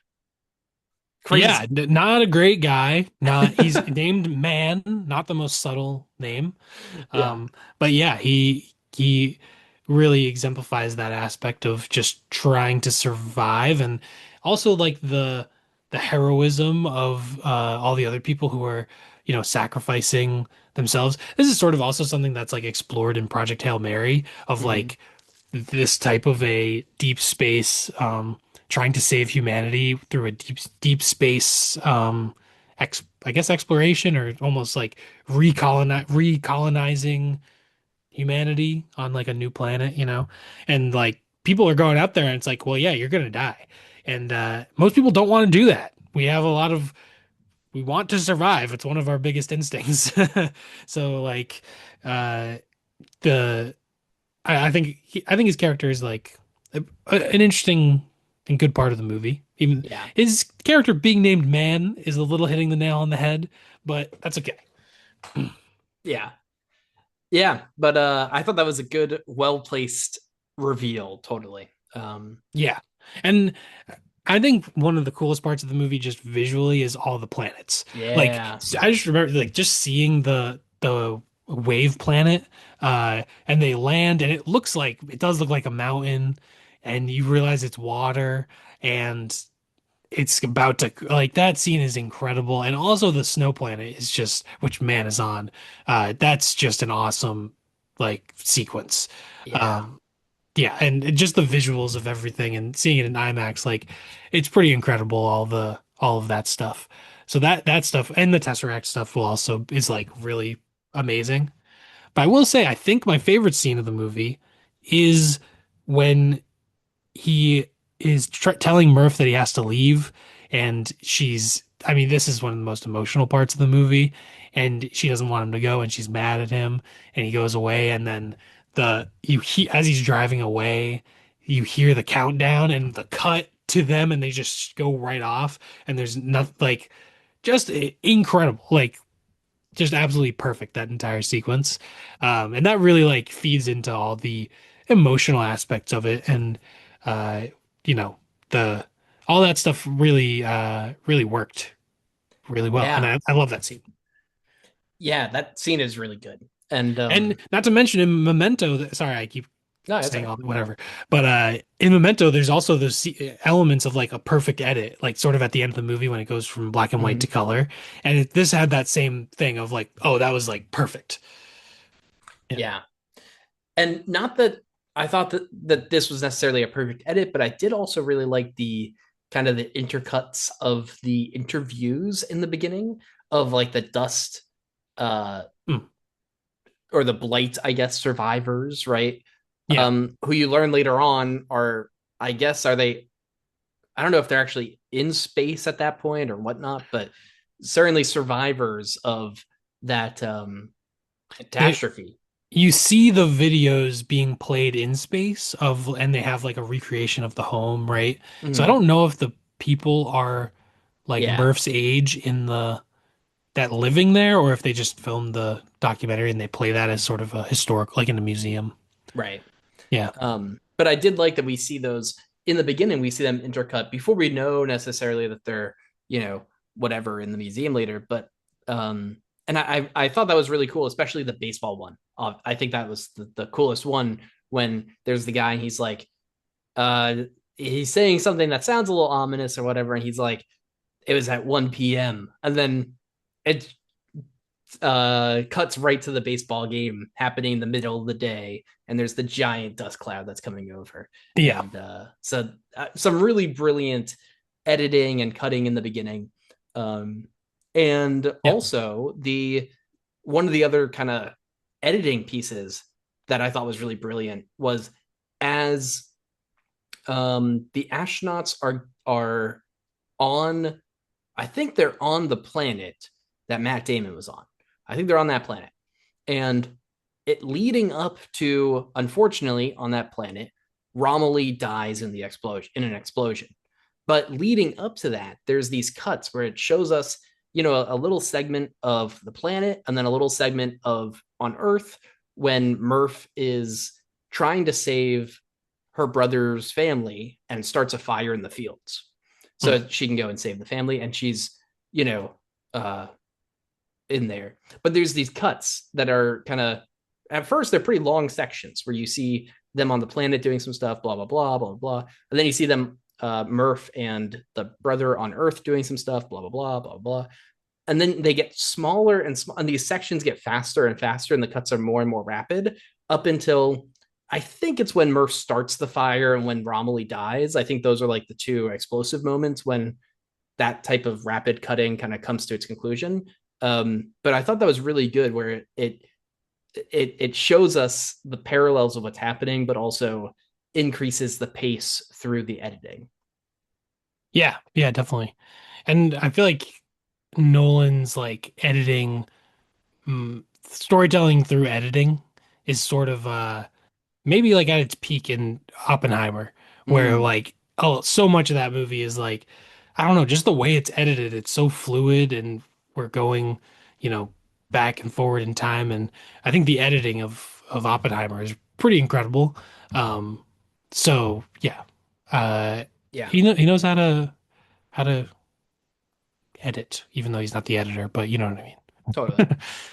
But yeah, that section though there, like I thought that editing was really good, but then also just the visuals and the tension of once Matt Damon has stolen the ship and is trying to dock, that whole section was like a that's like an edge of your seat section right there. Oh Yeah. man. Yeah. That's a great like ma- probably the biggest like action sequence in the movie, which I guess is like a big Nolan thing. A lot of his movies are basically action movies, like especially Batman, Dark Knight, Inception, and then even Dunkirk after this. There's a lot of, and obviously Tenet. So, but this doesn't really have like action in that sense, except for the man stuff. That's really the only like action based oriented like storytelling, I feel like. Yeah. That and all of that is really piled into that one section, right? Even Yeah. as man hits the thing, you know, I think there's um I don't know if it's really even action as much as there's the moments now right after that when um when uh on Earth, uh Murph, sorry, sets the fire and betrays the brother to try to save the family.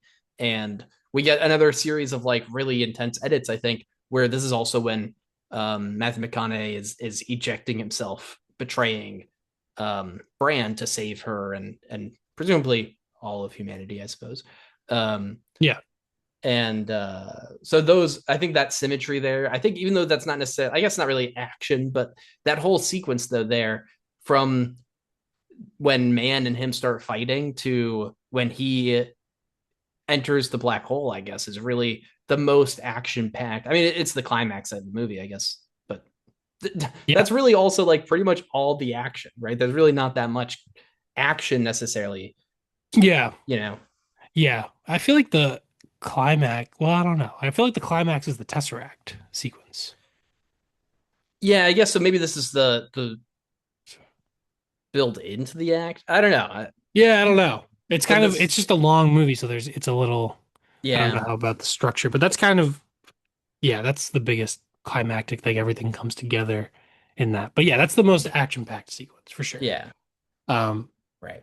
but yeah, that's a great sequence. I think it's great. It is a little like yeah, I don't know. I could see someone being like, this movie's very long and do we need all of the like I don't know. No, I think you do. I don't know. I wouldn't cut anything out of the movie. I think it's pretty great as it is. And I think it being this it is very long, but I think it works. Yeah, I think so too. And I'm notoriously not the biggest long Yeah. movie person. No, Um, this might be your favorite long movie. this is pretty good. Um, Also, puppets. Those robots are fucking awesome, and those are puppets. So I'm in on that. Gotcha. Interesting. I guess they're I when I think of a puppet, I think of like a plush, you know. Yes, right. I guess it's a practical effect. Uh, yeah, Is it right. a puppet, I guess? I guess maybe it is a puppet. I guess a puppet There's doesn't have to be a Muppet. no. That's just what I think of when I hear puppet. Is I there mean, they someone inside of the no, they're how does like it operate? puppeteered. Interesting. I do Really? this. I don't know if it's actually this, right? But like Right. that. Is it remote controlled like a toy Um, car or something? I don't know. I would assume not, but I really have no idea. Hmm. The only reason I even know that it's puppeteered is on the Wikipedia it's credit there's people credited as puppeteers for the two Oh, okay. robots. So for Gotcha. Tars and Case. Interesting. Yeah, I really don't know how that's done, but it's pretty impressive that they feel just pretty like believable and you don't really question it. Like they move in all these weird ways Yeah. and the effects are so good that it really is like believable. Yeah. Also the idea like I like that they didn't just do like a humanoid robot. It I think it's Hmm. cool the way they fit into the spaceships too and stuff. Yeah. I think that that whole design was just brilliant. I think it really works. Yeah. Yeah, I agree. I think that's a cool aspect of the movie. They don't focus on Tars like too much. He's kind of just like comedic relief mostly, I feel like. I guess he kind of like helps them out also too. I mean, he helps a lot because he helps them like in the wormhole and all that kind of stuff. But yeah, it is a very cool design. Yeah. Hmm. I don't know if I have. Also, Timothy Chalamet is in this movie. That was a kind of a jump scare. Oh, you forgot he was in it? Totally forgot. Yeah, this is like one of his first roles, and he's like barely in it. He's like the Yeah. young version of Casey Affleck, but you barely see him in it. But yeah, this is kind of cool. Like, I mean, Anne Hathaway, Michael Caine's in it. He's really good as you know Anne Hathaway's dad. Jessica Chastain is great as Murph, and then yeah, there's just like pretty huge cast. But I Yeah. think those are a lot of the standouts. And Casey Affleck is obviously a great actor, and I think he's really good at what he has. It's just that he's kind of a smaller part of the movie. But I Yeah. think his character is a pretty poignant element of the movie, and his you know the like watching it this most recent time, like the sacrifice of like Mhm. Cooper's sacrifice was really like hit home a lot, and uh, yeah, that's like a big part of the movie. Yeah. So yeah, Yeah, I agree. And I just I love the symmetry there in that whole sequence though when he's sacrificing himself um and Murph because in a way he's sacrificing himself, but he's also betraying um uh I forget her name, the other astronaut. Um, Brand? Brand, yes, thanks. Yeah. And so he's like, in a way, he's betraying her by not telling her and doing this thing. But and the symmetry there of Murph betraying her brother to try to save the family. And I think that's one thing that Nolan does really, really well in like all of his movies is the symmetry of themes and of things that happen and the parallels there. So Yeah, definitely. Do you have an opinion on the Love is the Fifth Dimension? come on. The yeah, I don't know. I think my opinion is so here's something is Kip Thorne, who's a Nobel laureate in physics, um, who did a lot of like discovered made huge discoveries in gravitational waves and stuff.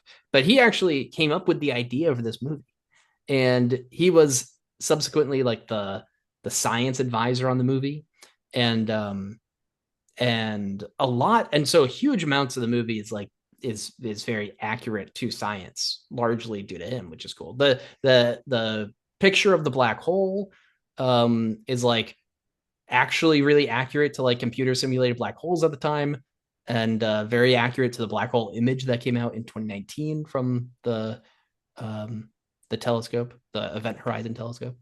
And so lots of really cool, really scientific stuff. The fifth dimension stuff, yeah, I don't know, whatever. You could, I whatever, dude. remember thinking it was dumb when I saw it the first time, and then I think on the second time it didn't bother me as much. Yeah, Um, but but yeah, I mean, also there's the element of like they think it's aliens that are helping them, and then it turns out that it is humans in the future who have sent this wormhole like near Saturn so that they can do this. And this is the where we're getting time travel elements involved, and I know that I guess it's whatever. Well, I don't even know if it has to do with relativity, really, because it's just future humans are helping the past humans so that they can survive. But if they don't survive, there would be no future humans. So how would there be future humans to help if like it's just a time travel paradox, which I don't know. I guess people just say, "Oh, it's a time travel paradox," so that it doesn't bother them, but it still kind of bothers me where I'm like, this doesn't really make sense. yeah. Except, I mean, he says that it's like humans and not aliens. He's like, it's just humans that have evolved into the fifth dimension beings, and it's like, uh, uh, how is that different than like? How do you know that they're alien that they're humans and not aliens? I have no Mm. idea how you think this, you know? So to me, when he says that, I'm kind of just like, or they're aliens. Like, I don't know. Mm. I Yeah, just or it's yeah, some kind of a yeah, I don't know. like, how do we know that the aliens aren't like helping him perceive them, and that's why he thinks that they are humanoid or like humans or something that have a like I don't know. I think it feels weird that he jumps Well, to a conclusion that they're humans.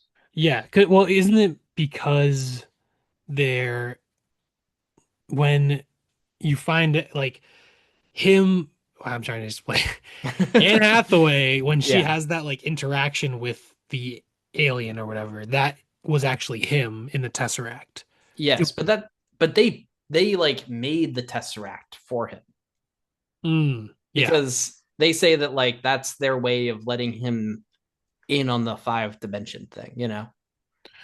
right. So that's sort of yeah, I guess so. So that's the thing where Yeah. I think 2001 has that element of humans evolving to some next thing, and it's a little, but it's very vague, and you don't really know what's going on. Like it's not explained. And I think this movie does a lot of explaining, and then once it gets to the point where there are things that are so theoretical and unknowable, like how could we know what a fifth dimension is like? We're kind of limited in Yeah. four dimensions. Like, well, I guess three dimensions plus time. Time is the fourth dimension, whatever. So like, uh, when it gets that theoretical, like the movie trying to explain everything so much, it kind of is one of the weaker parts of the movie, I'd say. I agree. And I think that to me, I'm also just like, I'd rather if it wasn't as explained, because then anything can kind of, you can kind of fill it in with whatever makes the most sense for you. And like, Hmm. lets your logic work, right? Because yeah, like if it is that humans evolved into this and that's how they made the wormhole, then there is a whole paradox of time, you know, working there Mm, that isn't there if it is just aliens or some higher dimension beings, right? right. Yeah, if it leaves it open to interpretation, there's the elements of like this is could be aliens, this could be angels or something, Yeah. it's yeah. So, yeah.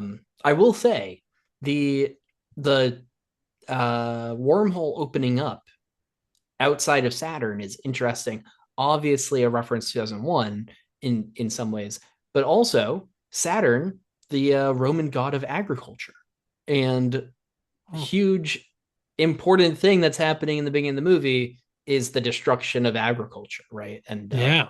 the falling of that. So having to go to the god of agriculture to get the answer to the failing crops and everything, I think is an interesting uh, piece that I don't know if that was like intentional or if it was just a 2001 reference or not. But uh, No, I mean, I guess that's a cool connection. Yeah.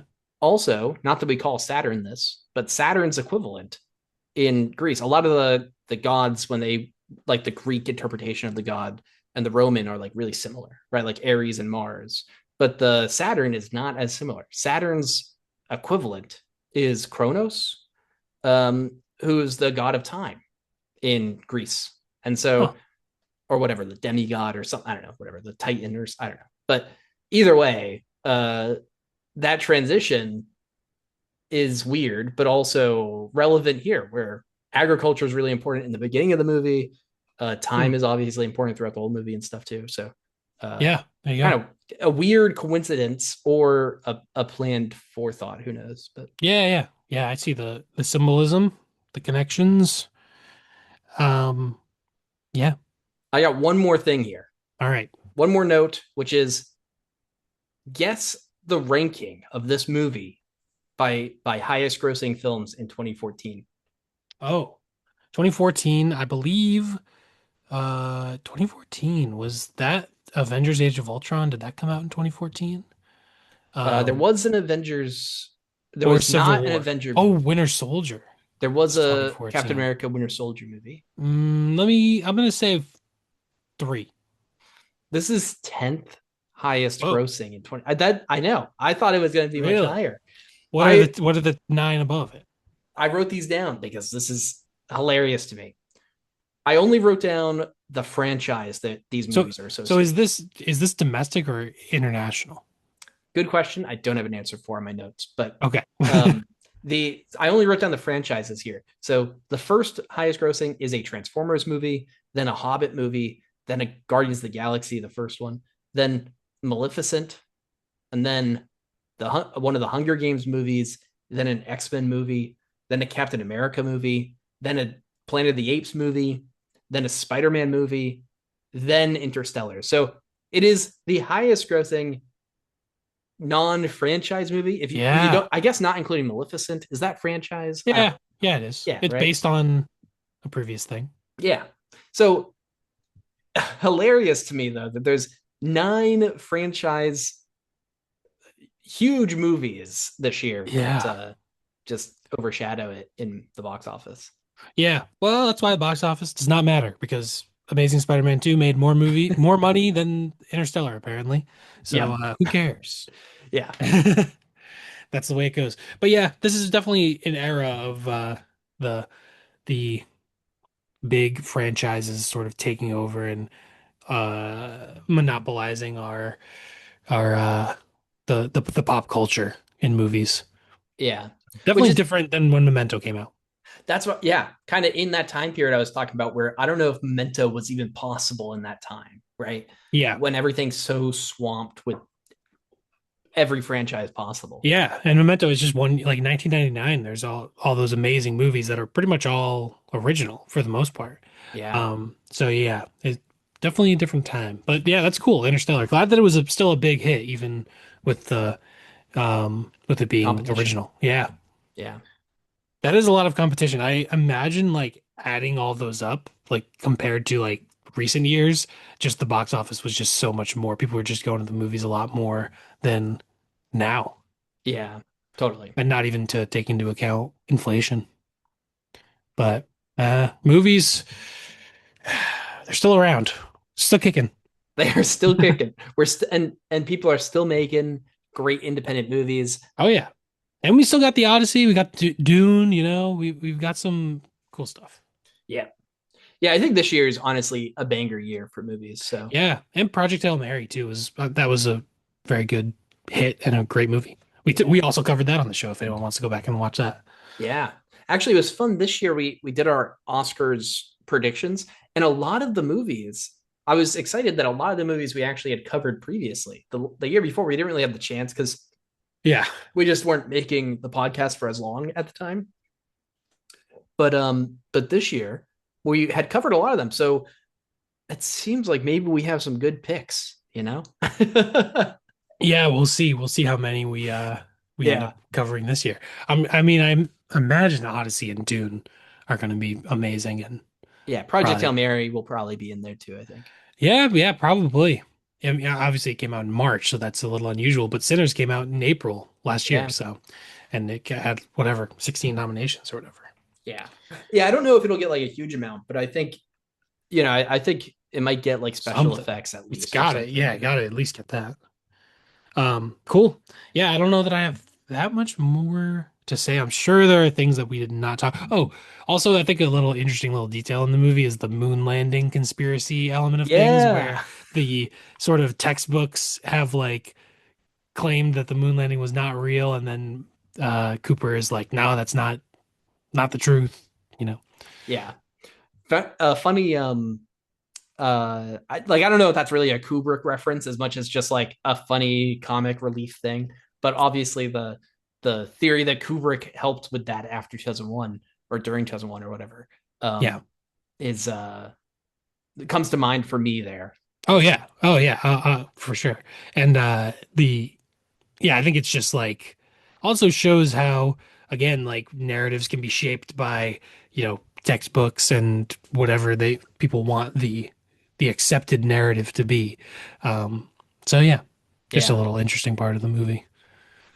Also, on that note, real quick, it is interesting that this movie is in like 2060 something because it does feel in many ways like it could be like 2030. Like if Yeah. the blight thing happens really quickly, right? Like it doesn't feel like anything's progressed very much. And that's, I think, the point, right? Is that after the blight happened, what can possibly progress when everyone's fighting to stay alive? Yeah. Um, but it is interesting that everything feels so close to what it is today. Yeah, definitely. It definitely feels just modern. It doesn't or Yeah. like contemporary to when it was made. Right. So, yeah. Cool. Great movie. Great movie. What'd you get it? I have it from my previous viewing at 4 stars. And so I guess I'll keep it at 4 stars, but I think it's a strong 4 stars. And Nice. who knows if I watch it again and maybe it would be a 4.5. I don't know. Nice. I have Interstellar at 5 stars this time around, which is, I believe, what it was last time as well. So, uh, I I love this movie. Pretty awesome. Uh, Nice. Glad that we were able to cover two fivers for me. Fiver? Yeah. Yeah, there you go. Two great movies. Um, yeah, Interstellar definitely more emotional than Memento. Definitely Yeah. got dusty. And a lot of people get dusty with this movie Oh yeah. because the rating recap, my This might be, transitions. well, I guess Rotten Tomatoes might bring it down, but this will probably be high. Yeah. Letterbox has a 4.4 out of 5, which is very high, of course. Rotten Tomatoes critic score has a 73%, and the audience score has an 87, and its IMDb has an 8.7 out of 10. So, yeah, that Rotten Tomatoes critic score and even the audience score kind of bring it down a little bit here, which is unfortunate. But its its average recap still comes in at 8.375. So still high for us, but not quite in our not even going to be in our top 15, I think. Hmm. Makes sense. Yeah. Yeah, it did have there was a good amount of like pushback on the movie when it came out. Um, so yeah, Yeah. cool. I'm glad people love it. It is a great movie. So Yeah. And I think with such a high letterbox score, I almost feel like that kind of adds to what we were saying earlier of it being kind of a modern classic. Maybe even in some ways, very short time span here. So not really, but kind of like a cult classic where not as acclaimed when it came out, maybe, but now maybe more Yeah. so. It's I guess so, yeah. It's just I don't know. I don't know the definitions of cult classic. It's almost too popular Yeah. to be a cult classic, but Yeah. it definitely has a giant like fan base and people have, you know, have pe people love it. Yeah. I don't know what counts as a cult classic. I have no idea. Maybe it is a cult classic. I don't know. I don't know. All I know is Akira and Lake Yeah. Mungo definitely both count. Yep. Yes. And one of those great movie. All right. Well, I guess that's that for our Nolan episode. Uh that was awesome. Two great movies. Glad to talk about them. I think we figured out most of Memento. And some of it is a little like intentionally unexplained, I think. Yeah, I think so too. Yeah. Um, yeah, Should we just pick our topic for our next episode? I think so. We've already mentioned that Cool. next week we'll be doing Backrooms. And so if this is your first time joining us and you're sticking around to the end, first of all, you rock. Kudos. But second of all, you're about to experience our picking of our next main episode. So every other week on our main episodes, these are when we cover two movies at once. We pick a random category out of this cup of things, decades, directors, uh, genres, all sorts of stuff. And then Shane and I each pick one movie that is we agree connected to that genre or whatever, and we reveal those on our half episodes. So we're about to pick it. I've got the topic. Whoa. Funny enough, both the movies we covered today would count for this category. IMDb top 250. Oh, nice. Oh, that's cool. It's a little strange because I was looking at, Memento earlier and I saw that it was on the top 250 and I was like, "Oh, maybe we'll get IMDb top 250 at some point." And we got it. What are the odds of that? Wow. Pretty crazy. But yeah, IMDb top 250. So we will each pick a movie from the IMDb top 250. Obviously, I'm sure we at this point we've covered over 100 movies on the podcast, so we've definitely covered a bunch. So we'll pick something. We'll figure it out and we'll announce it next episode on our Backrooms episode. And also, if you want to stay updated and maybe get a little early access, go to Letterboxd, follow Mind Your Movies, all one word. You can follow our account there, and you can also follow me and Ryan. Both of our accounts are linked in the bio there. And I have a list on my account with the fully updated, keeping it up to date of the Mind Your Movies, everything we're going to cover. So go check that out if you want to see what's up. And you can also see everything we've covered in the past all in one place right there. If you wanted to say anything, Yeah, on there too, we have links to all of the streaming sites that you can find the podcast. So if you guys really enjoy our episodes, best way to support us, of course, is actually sending our podcast to other people. Share it with the people that you know that also like movies. And maybe the best way to share it is actually through the letterbox because if they follow us on Letterboxd, they can click on whatever of those links. Maybe they don't use Spotify. So if you send them a Spotify link, maybe they won't ever do it. yeah, So yeah, well, exactly. And we appreciate it. We appreciate any 5-star ratings. If you guys are out there, if you're on YouTube, give us a like. We appreciate it. Comment your favorite Nolan movie down below if you're on YouTube. That'd be cool. Yeah, I guess that's that. IMDb top 250. Well, I'm sure we got some good stuff to pick from. So don't forget to mind your movies.